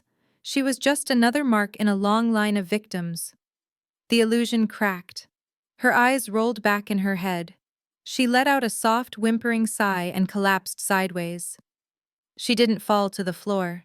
She slumped heavily against my mother, sliding down Vivian's silk dress until she hit the carpet in a heap of expensive fabric and broken dreams. My mother was kneeling on the carpet, frantically patting Bianca's cheeks and calling for water, but I did not look down. My eyes remained locked on my father. He was still standing by the table, looking like a man who had been hollowed out from the inside. He looked at the screen, then at me, then at the terrified conman shivering on the ottoman. The chaos of his family collapsing was deafening, but I needed him to focus on the only thing that mattered now: the math. I tapped the table with my knuckles, a sharp, authoritative sound that cut through my mother's sobbing. "Focus, Dad," I said, my voice cutting through the noise. "Bianca will wake up when she realizes the floor is cold, but you have a much bigger problem than a fainting daughter. You are probably wondering how I, the daughter you disinherited for $100, managed to buy your debt. It is actually quite simple. It is a lesson in risk management." I walked around the table, circling him like a shark. "You see, when a mortgage goes into default, especially one as leveraged as yours, the bank panics. They look at the asset and they see a liability. They see legal fees. They see maintenance costs. They see a headache. They do not want the house. They just want the bad debt off their books so they can satisfy their regulators. That is where companies like mine come in. We buy distressed assets. We buy bad paper from scared banks." I stopped directly in front of him. I picked up his wine glass, which was still half full, and held it up to the light. "The bank knew you were insolvent. They knew Kyle had drained the accounts. They knew the property tax was 2 years behind. So when I approached them this morning with a cash offer, they didn't negotiate. They thanked me. I didn't pay full price for your debt, Dad. I bought it for 60 cents on the dollar.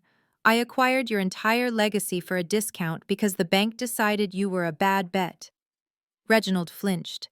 The idea that his life's work had been sold off like a clearance item at a garage sale hurt him more than the betrayal itself. He looked at me with a mixture of hatred and grudging respect. "So, you own the paper," he rasped, finding his voice. "So what? You are my daughter. You are not going to throw me out on the street." I set the wine glass down with a heavy thud. "Do not confuse biology with business, Reginald. In this room, I am not your daughter. I am your creditor, and I am strictly by the book."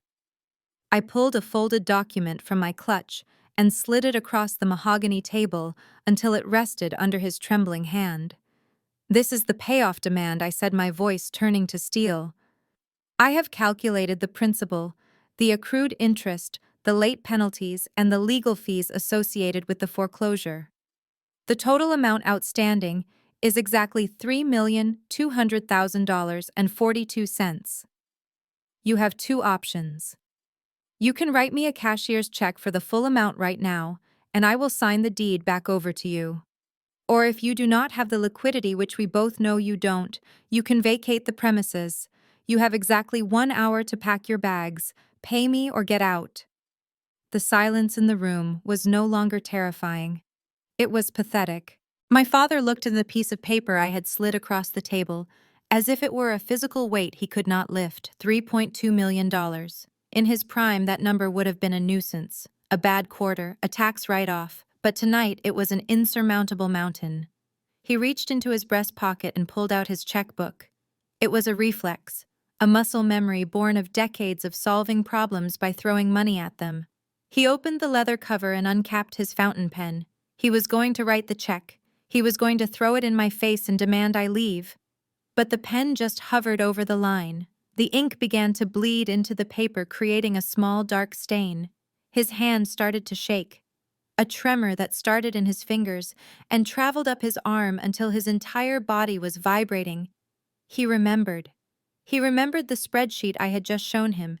He remembered the $2 million wired to the Cayman Islands. He remembered the second mortgage. He remembered the credit card bill for the diamond ring. He didn't have $3 million. He didn't have $3,000. He was writing a check from an account that was already overdrawn. He slammed the checkbook shut, the sound echoing like a pistol shot. He wasn't done yet. He had one last hope. He scrambled away from the table, knocking his chair backward. He rushed toward the large oil painting of hunting dogs that hung on the east wall. He clawed at the frame, swinging the heavy picture aside to reveal a wall safe. This was his contingency plan. He always bragged that he kept 50,000 in cash and gold bars for an emergency. He spun the dial frantically. Left, right, left. His breath came in short, raspy gasps. The heavy steel door clicked and swung open. Reginald reached inside, his desperate fingers grasping for salvation. He expected to feel the crisp texture of stack of $100 bills. He expected the cold weight of gold. Instead, his hand met nothing but air. He pulled his hand out. It was empty. He looked inside. The safe was bare, stripped clean. There was nothing but a few worthless property deeds to land that had been sold years ago. Kyle hadn't just drained the banks. He had raided the house. He had picked the bones clean while my father slept. Reginald fell back against the wall, sliding down until he hit the floor. He looked at his hands, the hands that had built a reputation, the hands that had shoved my daughter. They were empty. He was an emperor with no clothes, no castle, and no coin. He looked up, his eyes glassy with shock. He scanned the room looking for an ally but found none. Bianca was unconscious. Kyle was broken. Vivian was weeping. Then his gaze landed on the head of the table, the high-backed velvet chair he had vacated moments ago. The throne of the Brooks family. It wasn't empty. Maya was sitting there. She had climbed up into the seat while the adults were screaming. She looked tiny against the massive furniture, her feet dangling inches above the rug. She wasn't crying anymore. She was holding the iPad Liam had discarded. She was playing a game, her face illuminated by the soft blue light of the screen. She looked calm. She looked comfortable. She looked like she belonged there. My father looked at the granddaughter he had rejected, sitting in the seat of power he had just lost, and for the first time in his life, he realized he was the one who didn't belong. The silence of my father's defeat was heavy, but it was fragile. It shattered exactly 10 seconds later, broken not by a voice, but by a sound that cuts through the quiet of a wealthy suburb like a knife. Sirens. Not one, but several. The wail grew louder, closer, until it was deafening. Then the warm yellow glow of the Christmas tree was washed out by the aggressive strobe like pulsing of blue and red emergency lights. They flashed through the sheer curtains, painting the terrified faces of my family in the colors of the law.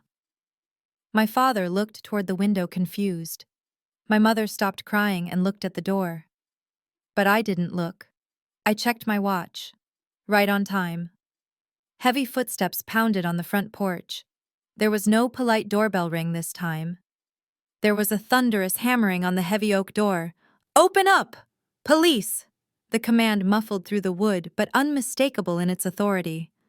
My mother let out a small squeak of terror. Reginald tried to stand up, his instincts to protect his property kicking in, but his legs failed him. He slumped back against the wall. I walked calmly to the door.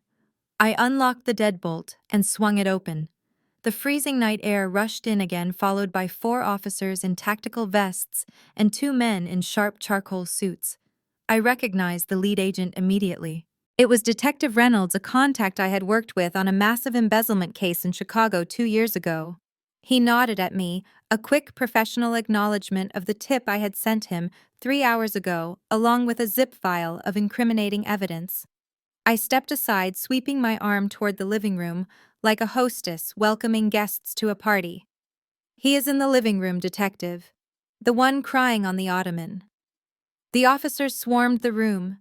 The energy shifted from domestic drama to tactical operation in a heartbeat. They didn't look at my father.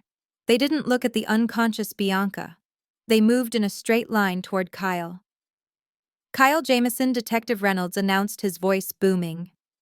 "You are under arrest for wire fraud, money laundering, and grand larceny. Stand up and put your hands behind your back." Kyle didn't stand up.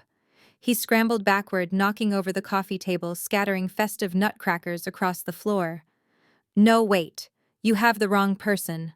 This is a mistake. I am a fund manager. Ask him." He pointed a trembling finger at my father. Ask Reginald Brooks. He gave me the money. It was a gift. Tell them, Reginald. Tell them it was a gift. My father looked at the man he had trusted with his life. He looked at the empty safe. He said nothing. He just turned his head away, closing his eyes. The officers grabbed Kyle. They were not gentle. They hauled him up by his armpits. He kicked and thrashed his expensive Italian loafers, slipping on the polished wood. Get off me! I have rights. I want my lawyer. You can't do this to me. Detective Reynolds spun him around and slammed him against the wall, the impact knocking a family portrait askew. He pulled Kyle's wrists back. The metallic ratchet sound of handcuffs tightening was the loudest thing in the room. Click, click. As the cold steel bit into his skin, Kyle's facade completely crumbled. He realized there was no way out. He realized his charm wouldn't save him. So he did what rats always do when the ship goes down.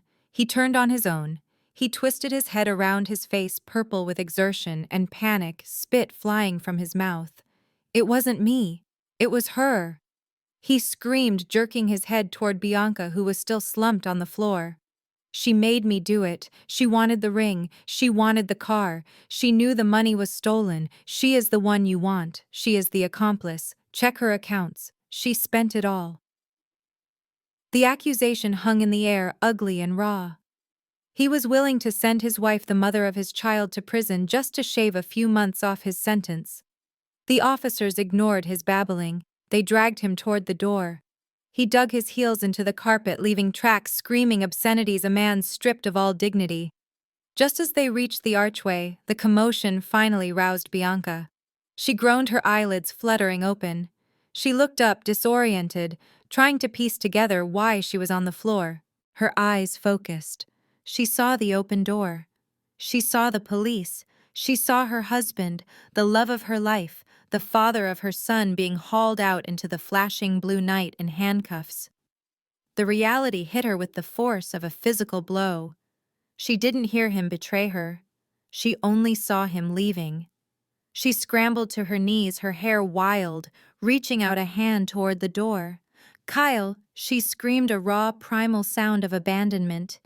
Kyle, don't leave me. Where are you going? But the only answer she got was the slam of the heavy oak door and the fading sound of her husband begging the police to arrest her instead. The flashing blue lights faded into the distance, taking the screaming con artist with them, but the silence they left behind was even more suffocating. The room felt stripped. The illusion of perfection had been dragged out in handcuffs. My sister Bianca was still sobbing on the floor, a heap of misery, but my mother Vivian was already calculating her next move. She looked at her husband, who was staring at the wall like a catatonic patient. She realized he was broken. He was no longer the protector. He was no longer the wallet. She looked at the empty safe. She looked at the foreclosure notice on the screen. Then slowly, terrifyingly, she turned her eyes to me. The survival instinct in her eyes was sharp enough to cut glass. She smoothed her hair, took a deep, shaky breath, and walked across the room. She didn't walk like a mother coming to comfort a child. She walked like a diplomat trying to negotiate a surrender without losing her head. She stopped inches from me. She reached out and grabbed my hands. Her palms were cold and clammy, her grip surprisingly strong. She squeezed my fingers, trying to force an intimacy that hadn't existed between us for 20 years. Nia, she said, her voice trembling with a carefully curated mix of fear and affection. Nia, look at me. Look at your mother. You have made your point. You have scared us. You have exposed Kyle, and we thank you for that. Really, we do. You saved us from a criminal. But now you need to stop this game. I looked down at her hands, clutching mine. I didn't squeeze back. I just watched her perform. You cannot actually mean to go through with this eviction, she continued, her eyes widening to show unshed tears. This is not just a building, Nia. This is the Brooks estate. This is where you took your first steps. This is where we celebrated your graduations. This is your ancestral home. You cannot throw your elderly parents out into the snow on Christmas Eve. It is inhuman. What will the neighbors say? What will people think of you? They will think you are a monster who hates her own blood. The audacity took my breath away. She was worried about the neighbors. She was worried about appearances. Even with the wolf at the door, she was worried about what the sheep would think. I pulled my hands away from hers sharply, as if I had touched a hot stove. The rejection made her flinch. "Stop, Mom," I said, my voice hard. "Do not talk to me about blood. Do not talk to me about history. This house is not a home. It is a distressed asset. It is a pile of bricks and mortar that you leveraged to pay for a lifestyle you couldn't afford. And as for my first steps, I remember taking them alone because you were too busy hosting a garden party to watch me." I took a step closer to her, invading her personal space, forcing her to look at the daughter she had dismissed. "You talk about family," I whispered, letting the anger simmer in my voice. "But 10 minutes ago, right before I plugged in that TV, what did you say to me? Do you remember? You stood on that porch and told me to apologize to the man who assaulted my child. You told me I was jealous. You told me to leave. You chose your side, Vivian. You bet on the liar because he wore a nice suit. You bet against me because I told you the truth. Well, the bet is settled. You lost." Vivian gasped, her hand flying to her mouth. "But I am your mother," she pleaded, her voice cracking. "You were an accomplice," I corrected her. "You knew Kyle was shady. You knew the money didn't add up. But you liked the country club membership too much to ask questions. You sold us out for comfort. Now the comfort is gone." I turned away from her, walking back to the head of the table where Maya was sitting. I picked up my phone and checked the time. The digital numbers glowed bright in the dim room. I turned back to face the three broken adults. My father was still on the floor. Bianca was weeping. Vivian was staring at me with hatred replacing the begging in her eyes. I tapped the face of my watch. "You wasted 31 minutes feeling sorry for yourselves," I said, my tone strictly professional. "That was a poor use of time. The eviction notice is immediate, but I am generous. I am giving you a grace period to collect your personal effects. You have 29 minutes left. If you are not on the other side of that gate when the clock strikes midnight, the sheriff deputies outside will come back in to remove trespassers. And Mom, I wouldn't worry about what the neighbors will say. They already saw the police cars. They know exactly who you are. Start packing." The silence in the room was heavy and suffocating, broken only by the soft, rhythmic sobbing of my sister Bianca near the doorway. My father Reginald watched his wife fail. He watched her beg and be rejected. He realized that his authority was gone, and his wife's emotional manipulation had hit a wall of ice. He was a drowning man, and like all drowning men, he was desperate to find anything that would float. His eyes darted around the wrecked living room until they landed on the one person he had ignored for 10 years. The one person who was too young to understand the financial complexities of what had just happened. Maya. She was still sitting in the high-backed velvet chair at the head of the table, clutching her iPad, her eyes wide with a mixture of confusion and fear. She looked small. She looked vulnerable. And to a predator like my father, she looked like an opportunity. He wiped his face with a trembling hand, trying to smooth his features into something resembling kindness. He took a step toward her. Then another. He hunched his shoulders, making himself look smaller, older, more harmless. He was trying to summon the grandfather he had never bothered to be. "Maya, sweetie," he croaked, his voice cracking with a performance of remorse. "Look at Grandpa. I am so sorry about earlier. I was not myself. My blood sugar was low. You know I love you, right? You know Grandpa would never mean to hurt you. Come here. Give Grandpa a hug before he has to go away into the cold." He reached out a hand. It was the same hand that had shoved her chair. It was the same hand that had pointed to the door. Maya did not see a repentant old man. She saw a monster. She dropped the iPad on the table with a clatter.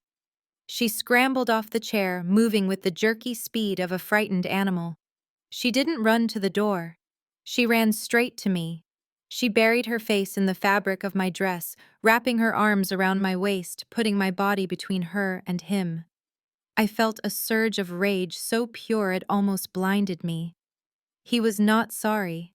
He was using a 10-year-old girl as a human shield against the consequences of his own actions. He thought if he could get her to forgive him, I would soften. He thought he could exploit her innocence to save his house.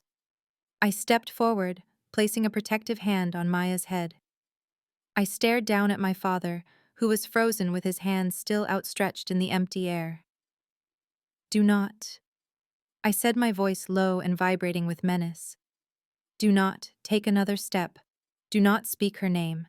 Do not even look at her." Reginald blinked, looking hurt. "I am her grandfather, Nia. I have a right to say goodbye. I have a right to apologize to my own flesh and blood." "You lost that right the moment you put your hands on her," I spat. "You do not get to traumatize her and then use her for comfort in the same hour. You are not her grandfather. You are the man who bought her discount socks while you bought a thief a collection of Rolexes.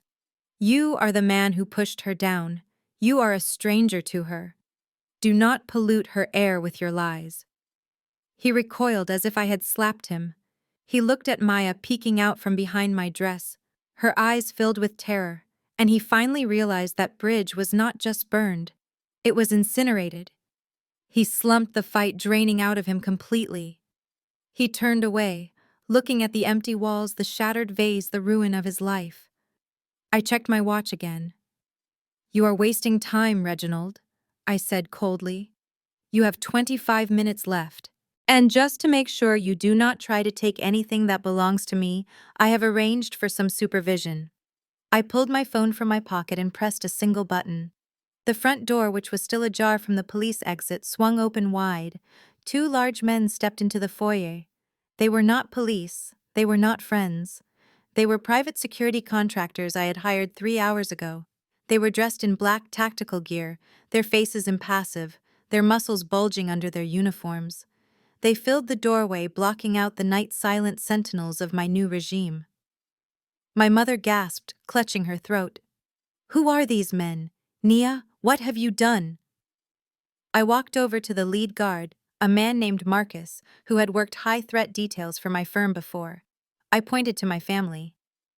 "Marcus, these people are leaving. They have less than half an hour to pack their personal effects. You are to follow them into every room. They can take clothing and toiletries. That is it. No jewelry, no art, no silver, no electronics. If they try to put anything of value in a bag, you take it out. If they argue, you remove them immediately." Marcus nodded, his expression grim. "Understood, Ms. Brooks. We will keep it strictly to essentials." I turned back to my parents. My father looked at the guards, then at the empty safe, and finally understood the absolute depth of his defeat. He wasn't just losing his home. He was being stripped of his plunder. "Go!" I said, pointing to the stairs. "Pack your bags, and be quick about it. The clock is ticking." The stampede up the curved marble staircase was devoid of any dignity. For 30 years my parents had ascended these steps with the slow, practiced arrogance of aristocracy. Now they scrambled up them, tripping over their own expensive hemlines, driven by the terror of the countdown. I stood at the bottom of the landing, flanked by Marcus and his partner, watching the spectacle. I did not offer them the Louis Vuitton luggage set that was locked in the climate-controlled storage unit above the garage. I did not offer them boxes or tape. I offered them the only thing appropriate for the situation. I threw a roll of heavy-duty black contractor bags onto the landing. It hit the floor with a hollow thud that echoed through the foyer.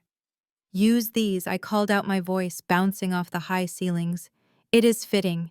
You treated me like garbage for 10 years. It seems only right that you pack your lives into it." The next 20 minutes were a blur of chaotic, humiliating motion. In the master bedroom, my mother Vivian was manic. She was pulling armfuls of silk blouses and cashmere sweaters from her walk-in closet, shoving them indiscriminately into the plastic sacks. There was no folding. There was no tissue paper. There was just the desperate need to grab as much fabric as possible before the time ran out. The sight of a $5,000 Chanel suit being crushed into a trash bag alongside dirty laundry was a visual metaphor I would never forget. She looked less like a socialite and more like a looter raiding a boutique during a riot. In the hallway, Bianca was screaming at one of the security guards. She was trying to stuff a silver vanity set and a small jewelry box into her bag. Marcus stood over her, his face impassive. "I said personal effects only, ma'am," he rumbled, his voice leaving no room for argument. "Silver is an asset of the estate. Put it back." "But it is mine," she shrieked, clutching a silver hairbrush. "Daddy gave it to me for my sweet 16. "It was purchased with funds that are now subject to the lien," Marcus replied, snatching the brush from her hand with effortless speed. He dropped it onto the hallway table, into the bag or out the door. "Choose." Bianca let out a sob of pure frustration, realizing that her tantrums, which had worked on her father for her entire life, had absolutely no currency here. She threw a pair of designer jeans into the black plastic sack, her mascara running in dark streaks down her face. Reginald was the last to emerge from his room. He looked smaller than I had ever seen him. He was not wearing his suit jacket, his tie was undone. He was dragging 2 overstuffed garbage bags behind him, the plastic stretching and tearing against the floor. He had spent a lifetime having maids pack for him, having drivers carry his bags, having the world smooth his path. Now he was hauling his own burden. He stopped at the top of the stairs, looking down at me. He looked at the house he had lost. He looked at the daughter he had underestimated. He opened his mouth to speak, perhaps to curse me, perhaps to beg one last time, but he saw the stone-cold expression on my face and thought better of it. "Time is up," I announced, checking my watch. "Escort them out." They descended the stairs in a pathetic procession. The clinking of hangers inside the bags, the heavy breathing of 3 out-of-shape adults, and the soft thud of plastic against marble were the only sounds. They reached the foyer. Marcus opened the heavy oak door. The winter wind howled, blowing snow into the hallway, chilling the heated air instantly. They didn't have a car waiting. Kyle had the keys to the Mercedes, and the police had taken him. My father's car was in the garage, locked and seized. They were walking out into the snow on foot. They stepped onto the porch, the cold hitting them like a physical blow. My mother shivered, clutching her trash bag to her chest like a shield. Bianca was already on her phone, frantically trying to hail a rideshare, her fingers too frozen to type correctly. My father just stared into the darkness.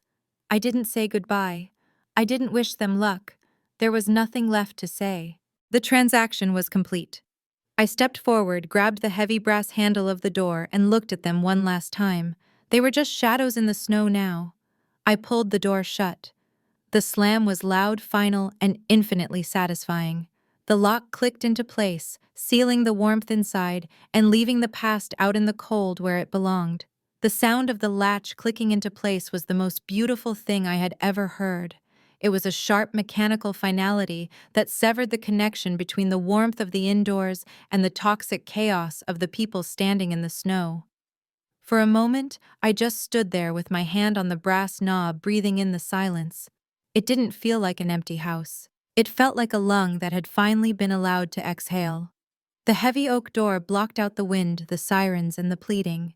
The only sound left was the soft hum of the refrigerator in the distant kitchen and the crackle of the logs in the fireplace, which were still burning, regardless of who held the deed. I turned to Marcus and his partner. They were standing at ease, professional and silent, waiting for the next order. "Thank you, gentlemen," I said, my voice soft but steady. "The house is secure. You can wait in the patrol car at the end of the driveway. I want to make sure they actually leave the property, but I do not need you inside anymore. I want to be alone with my daughter." Marcus nodded, a look of genuine respect in his eyes. He signaled to his partner, and they slipped out the side door, leaving us in absolute privacy. I walked back into the living room. It looked like a battlefield after the smoke had cleared. The coffee table was overturned. The rug was kicked up. A wineglass lay shattered on the hearth, a red stain bleeding into the white carpet. But for the first time in 30 years, the room didn't feel oppressive. The ghosts of my father's expectations and my mother's criticisms had been evicted along with their physical bodies. The air felt lighter. I walked over to the windows and pulled the heavy velvet drapes shut, blocking out the view of the driveway. I didn't want to see them. I didn't want to know if they were walking or waiting. It was no longer my concern. I turned my attention to the head of the table. Maya was still sitting there. She had not moved. She looked tiny in the massive chair, her legs dangling, her hands resting on the polished wood. She looked at me with wide, processing eyes. She had seen her mother transform from a quiet accountant into a warrior in the span of an hour. She had seen police. She had seen her grandfather crumble. I was worried she would be traumatized, but when I looked closer, I didn't see fear. I saw awe. She was looking at me like I was a superhero who had just taken off her mask. I walked over to her, my heels clicking softly on the hardwood. I didn't treat her like a baby. I didn't coo or coddle. I treated her like my partner.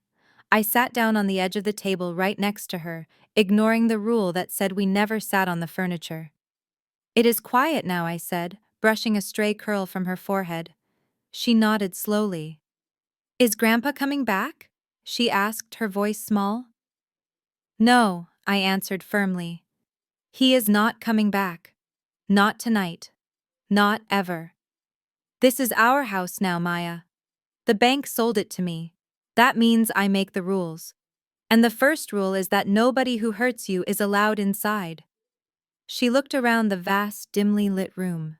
Her eyes traced the dark oil paintings of ancestors she didn't know, the heavy tapestries, the dark wood paneling that sucked the light out of the air. It was a museum of old money designed to intimidate rather than comfort. "Do you like it here?" I asked her honestly. She wrinkled her nose, looking at the dark corners. "It is scary," she whispered. "It is too dark, and it smells like old cigars." I laughed, a genuine bubbling sound that felt foreign in this room. "You are right. It is scary. It is ugly and pretentious, and it was built to make people feel small. But the good news is we own it. And because we own it, we can change it. We can burn the furniture if we want. We can tear down the curtains. We can turn this mausoleum into a home." I stood up and walked to the center of the room, spinning slowly, taking in the gloom. "I want to erase them, Maya. I want to scrub every inch of their beige and gray taste out of these walls.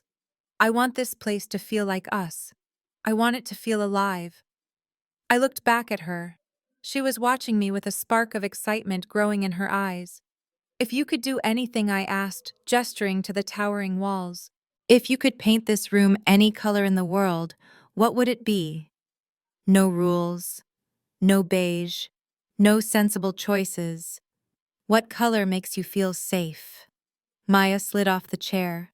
She walked to the center of the room, standing on the spot where her grandfather had stood, and screamed just minutes ago. She looked at the dark paneling. She looked at the fire. She closed her eyes for a second, imagining a different world. When she opened them, she looked at me with a smile that lit up the entire gloomy space. "Yellow," she said firmly, "the color of sunshine." "Yellow," I repeated, testing the word on my tongue.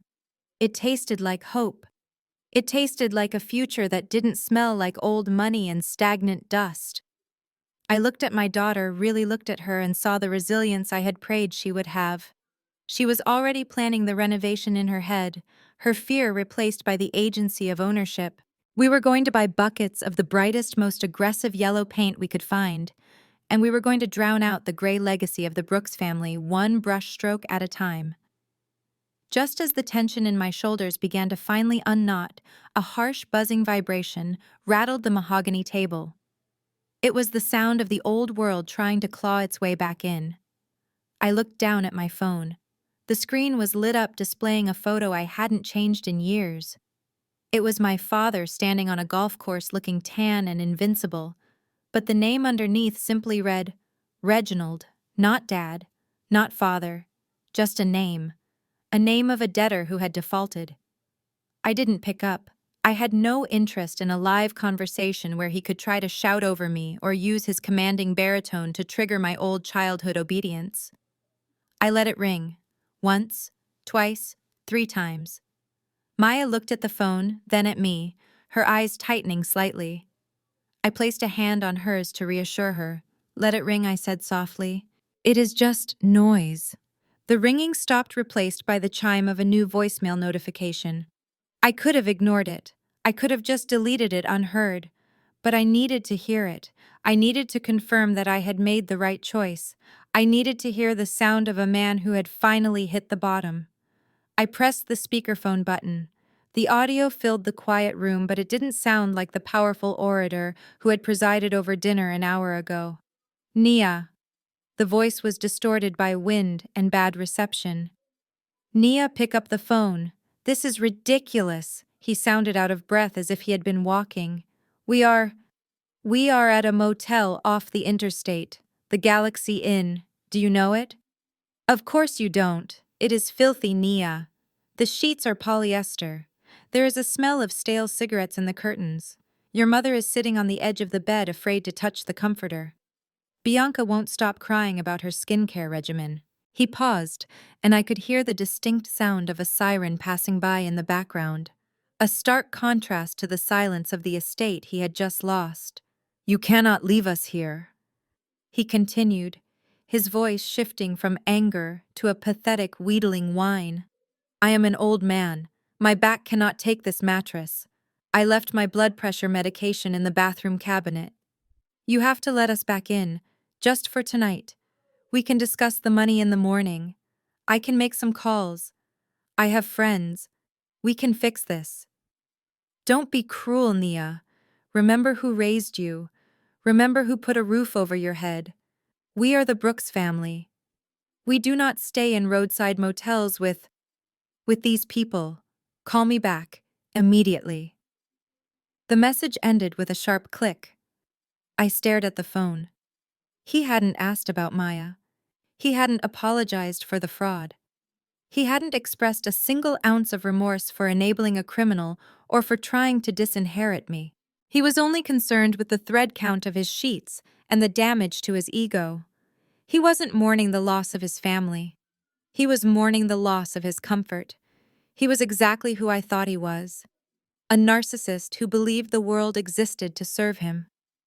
I felt a strange sense of peace settle over me. The guilt I had been trained to feel since birth simply wasn't there.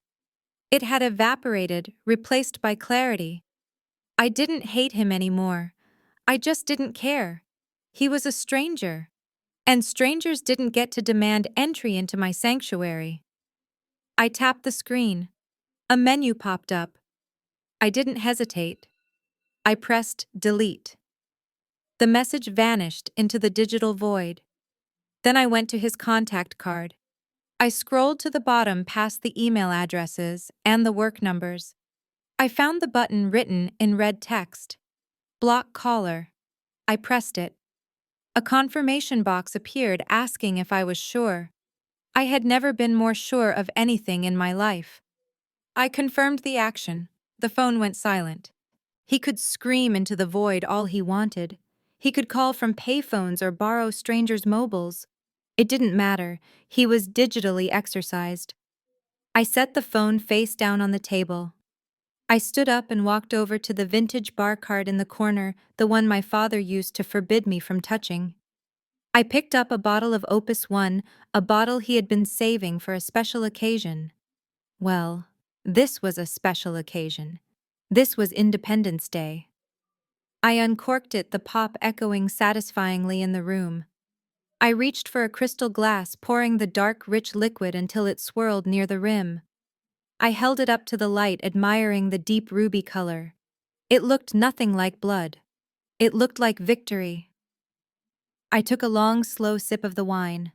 The rich, velvety liquid coated my tongue, washing away the bitter aftertaste of the last hour. I set the crystal glass down on the coaster, the sharp click echoing in the stillness. I looked at Maya. She was tracing the grain of the wood on the table with her finger, looking lost in thought. She was safe. She was warm. But I knew that safety was not just about walls and locks. True safety was about resources. It was about having the power to say no. My father had tried to weaponize money to control us. He used it as a leash. I intended to use it as a ladder. "Wait right here," I said, sliding off the edge of the table. "I have one last thing to get."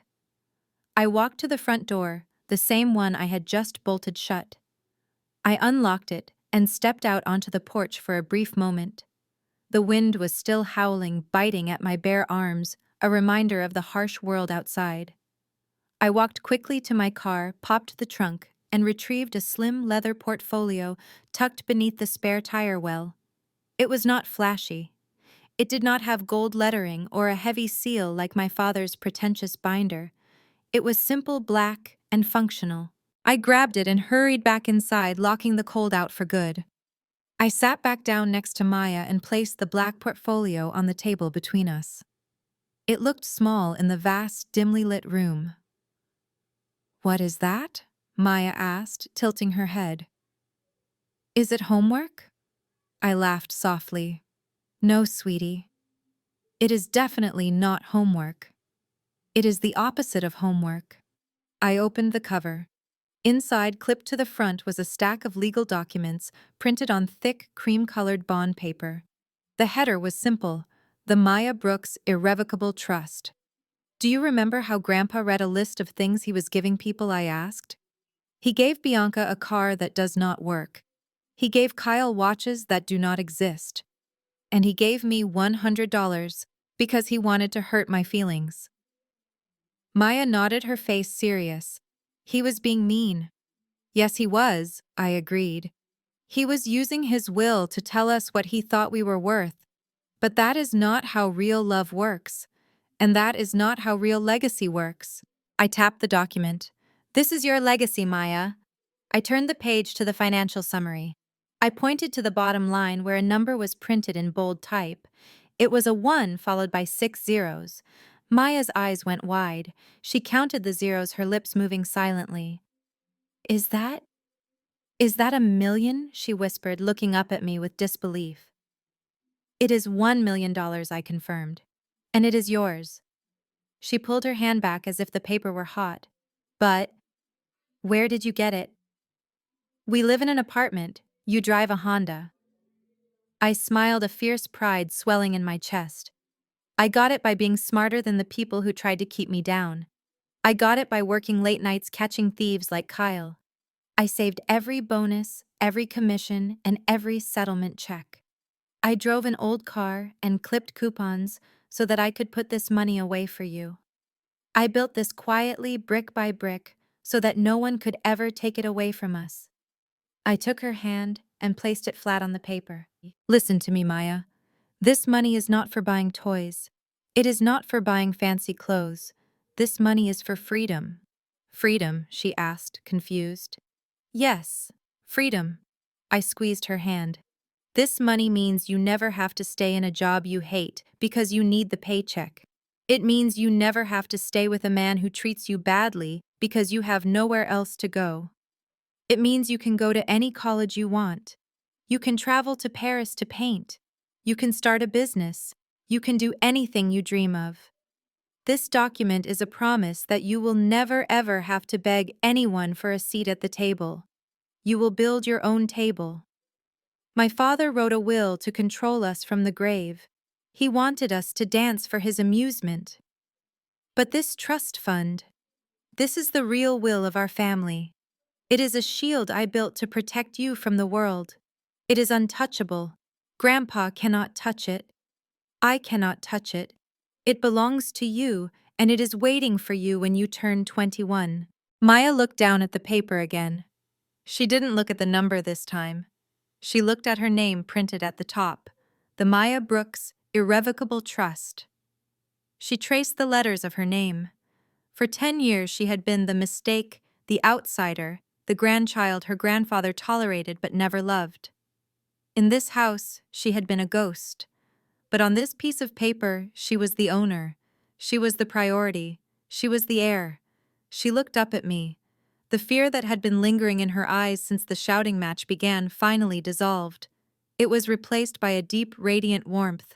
She realized that while her grandfather had thrown her out, her mother had built her a fortress.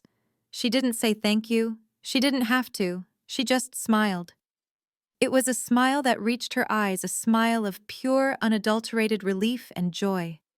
It was the brightest thing in the room, brighter than the chandelier, brighter than the fire. It was the yellow sunshine she had asked for. While Maya was busy mentally repainting the living room walls with sunshine, I sat in the dim light of the library and opened my laptop. I knew my sister. I knew that silence was not in her vocabulary. Bianca operated on a currency of attention, and now that her financial capital was gone, she would try to spend her social capital. I logged on to the local community watchdog page and several social media platforms. I didn't have to wait long. A notification pinged on my screen. Bianca Brooks was live. The title of her stream was capitalized in urgent screaming letters, "The truth about my sister, help us." I clicked the link. The video feed was grainy, clearly broadcasting from the harsh, unflattering fluorescent lighting of the motel bathroom. Bianca was sitting on the closed toilet lid, her back against the cheap tile wall. She had attempted to fix her makeup, but her eyes were still swollen, and she had ruffled her hair to look more disheveled, more victimized. She spoke in a breathless, tearful whisper, holding the phone close to her face to create a sense of intimacy with her 50,000 followers. She began her performance. She told them that I had lost my mind. She claimed that I had hacked my father's accounts and forged documents to steal the family estate. She cried real tears as she described our elderly parents shivering in the cold, thrown out onto the street by a jealous, vindictive sibling on Christmas Eve. She held up her hand, showing the empty space where her diamond ring used to be, claiming I had physically ripped it off her finger. It was a compelling story. It was a tragedy. And for the first 2 minutes, the hearts and sympathetic emojis floated up the side of the screen like bubbles. But Bianca had made a critical error. She assumed she was the only one with a voice. She forgot that I had spent the last hour uploading a very different kind of content. While she was packing her trash bags, I had anonymously released a digital dossier to the most popular local news aggregators and neighborhood forums. It contained the public foreclosure records, Kyle's arrest report from tonight, the mugshot from Florida, and a redacted bank statement showing the wire transfer of my father's life savings to the Cayman Islands. I hadn't framed it as a story. I just posted the raw data with the caption, "The real reason the Brooks estate was seized." The tide turned with brutal speed. I watched the comments section on her live stream shift from sympathy to interrogation. One user posted a link to the foreclosure notice. Another user, a neighbor we grew up with, commented that they saw the police taking Kyle away in handcuffs, not me. Then came the deluge. The internet detectives had connected the dots. The comments began to scroll so fast they were a blur of text. Someone asked why her husband was listed on the sexual offender registry in Florida under a different name. Another person asked if the stolen ring was the same one purchased with the missing $2 million. They weren't calling her a victim anymore. They were calling her an accomplice. They were calling her a fraud. The hearts disappeared, replaced by angry faces and clown emojis. Bianca stopped mid-sentence. Her eyes darted to the chat. She squinted, trying to read the rapid-fire accusations. I saw the color drain from her face. She saw the link to Kyle's mugshot. She saw the hashtag Brooks Ponzi scheme starting to trend locally. She realized that her narrative hadn't just failed, it had backfired spectacularly. She wasn't controlling the spin. She was being eaten alive by the truth. She started to stammer. "No, that is fake. That is photoshopped. Nia made that up. You guys do not understand. We are the victims here." But her voice shrilled into hysteria. The comments became ruthless. They mocked her motel room background. They mocked her crocodile tears. They told her to get a job. The humiliation was absolute. She wasn't a fallen princess. She was a national joke. She didn't sign off with a goodbye. She didn't wave. She let out a scream of pure frustration and swiped at the phone, knocking it over. The feed tumbled, showing a brief, dizzying view of the motel ceiling before going black. The stream ended. I sat back in my chair sipping my wine. I refreshed her profile page. It was gone. The profile picture was blank. The bio was empty. A generic message appeared in gray text. This user has deactivated their account. Bianca had not just retreated from the internet. She had erased herself. The shame was too heavy to carry in public. She had finally learned the lesson I had tried to teach them all night. You cannot spin your way out of math. And you certainly cannot lie to a world that has the receipts. The transformation of the Brooks estate began the very next morning, and 12 months later the house was unrecognizable. We did not just paint over the past, we obliterated it. The dark, suffocating mahogany paneling that had absorbed the light for 3 decades was gone. In its place, the walls sung with the color of defiance. Maya had chosen the shade herself.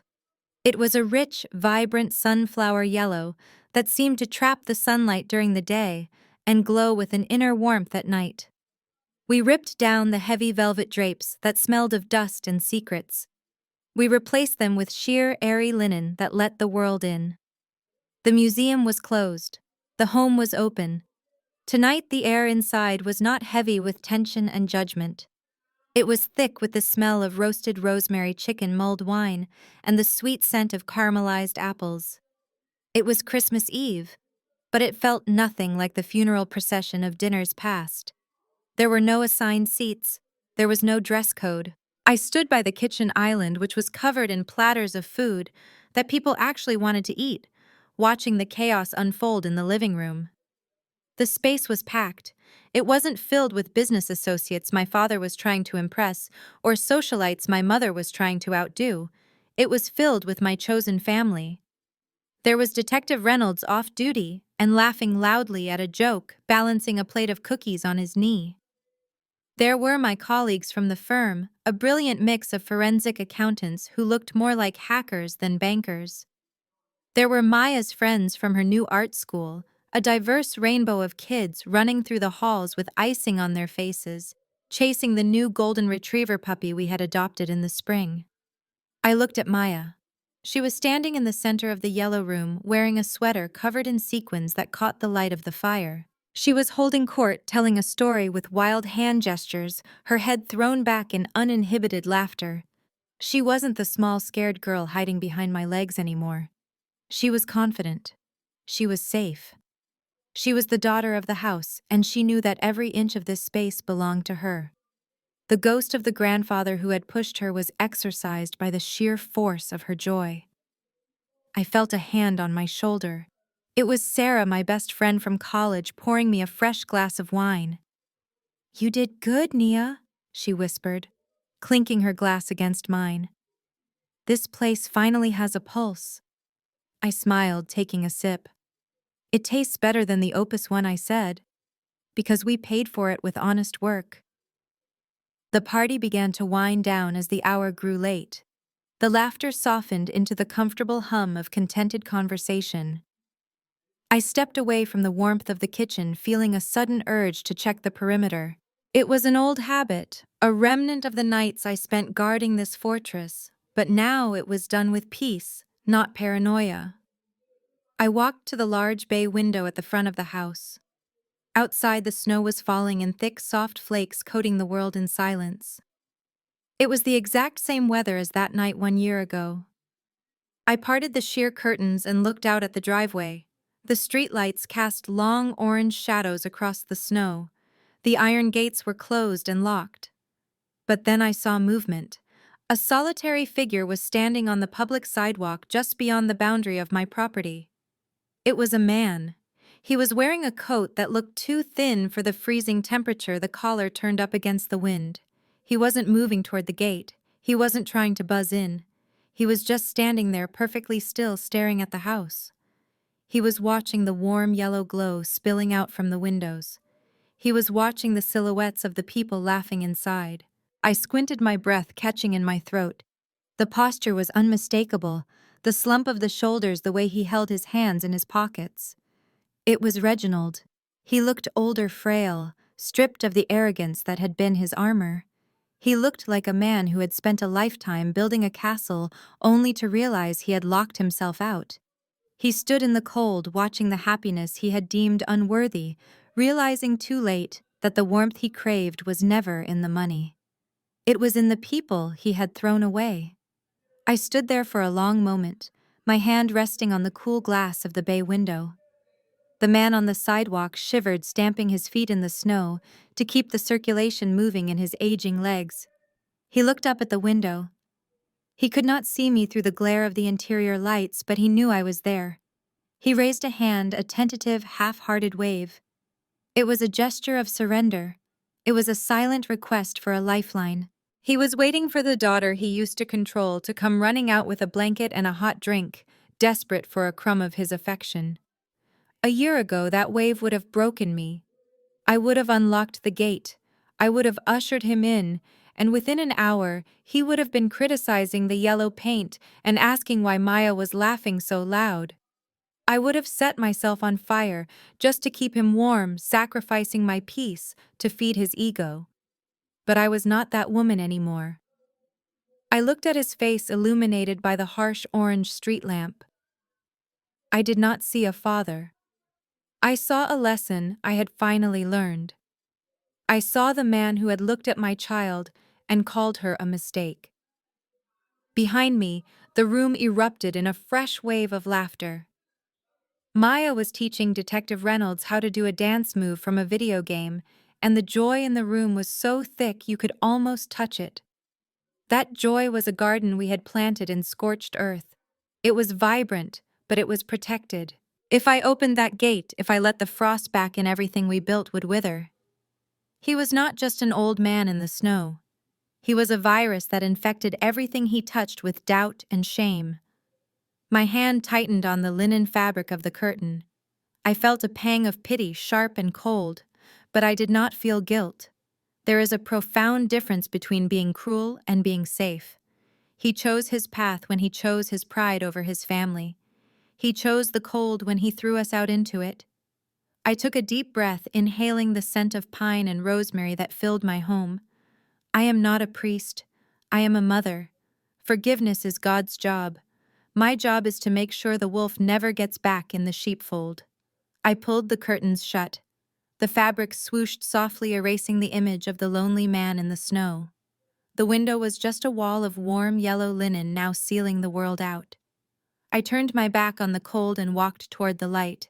I rejoined the party, picking up a tray of warm cookies, slipping back into the laughter and the safety I had created with my own two hands. Outside, the house stood like a beacon in the winter darkness. The snow continued to fall, burying the footprints on the sidewalk. The figure at the gate turned and walked away, disappearing into the shadows of the street, swallowed by the night. The view widened, pulling back from the property, rising higher and higher into the night sky. The house grew smaller in the distance, but the light from the windows remained steady and unblinking, a golden fortress that no winter could ever touch again. The story ended where it began, in a house on a hill, but this time the monsters were outside, and the love was locked safely within. The camera cuts away from the snowy exterior of the estate and settles back into the warm, intimate interior of the library. I am sitting in the same high-backed leather wingback chair where we began this journey.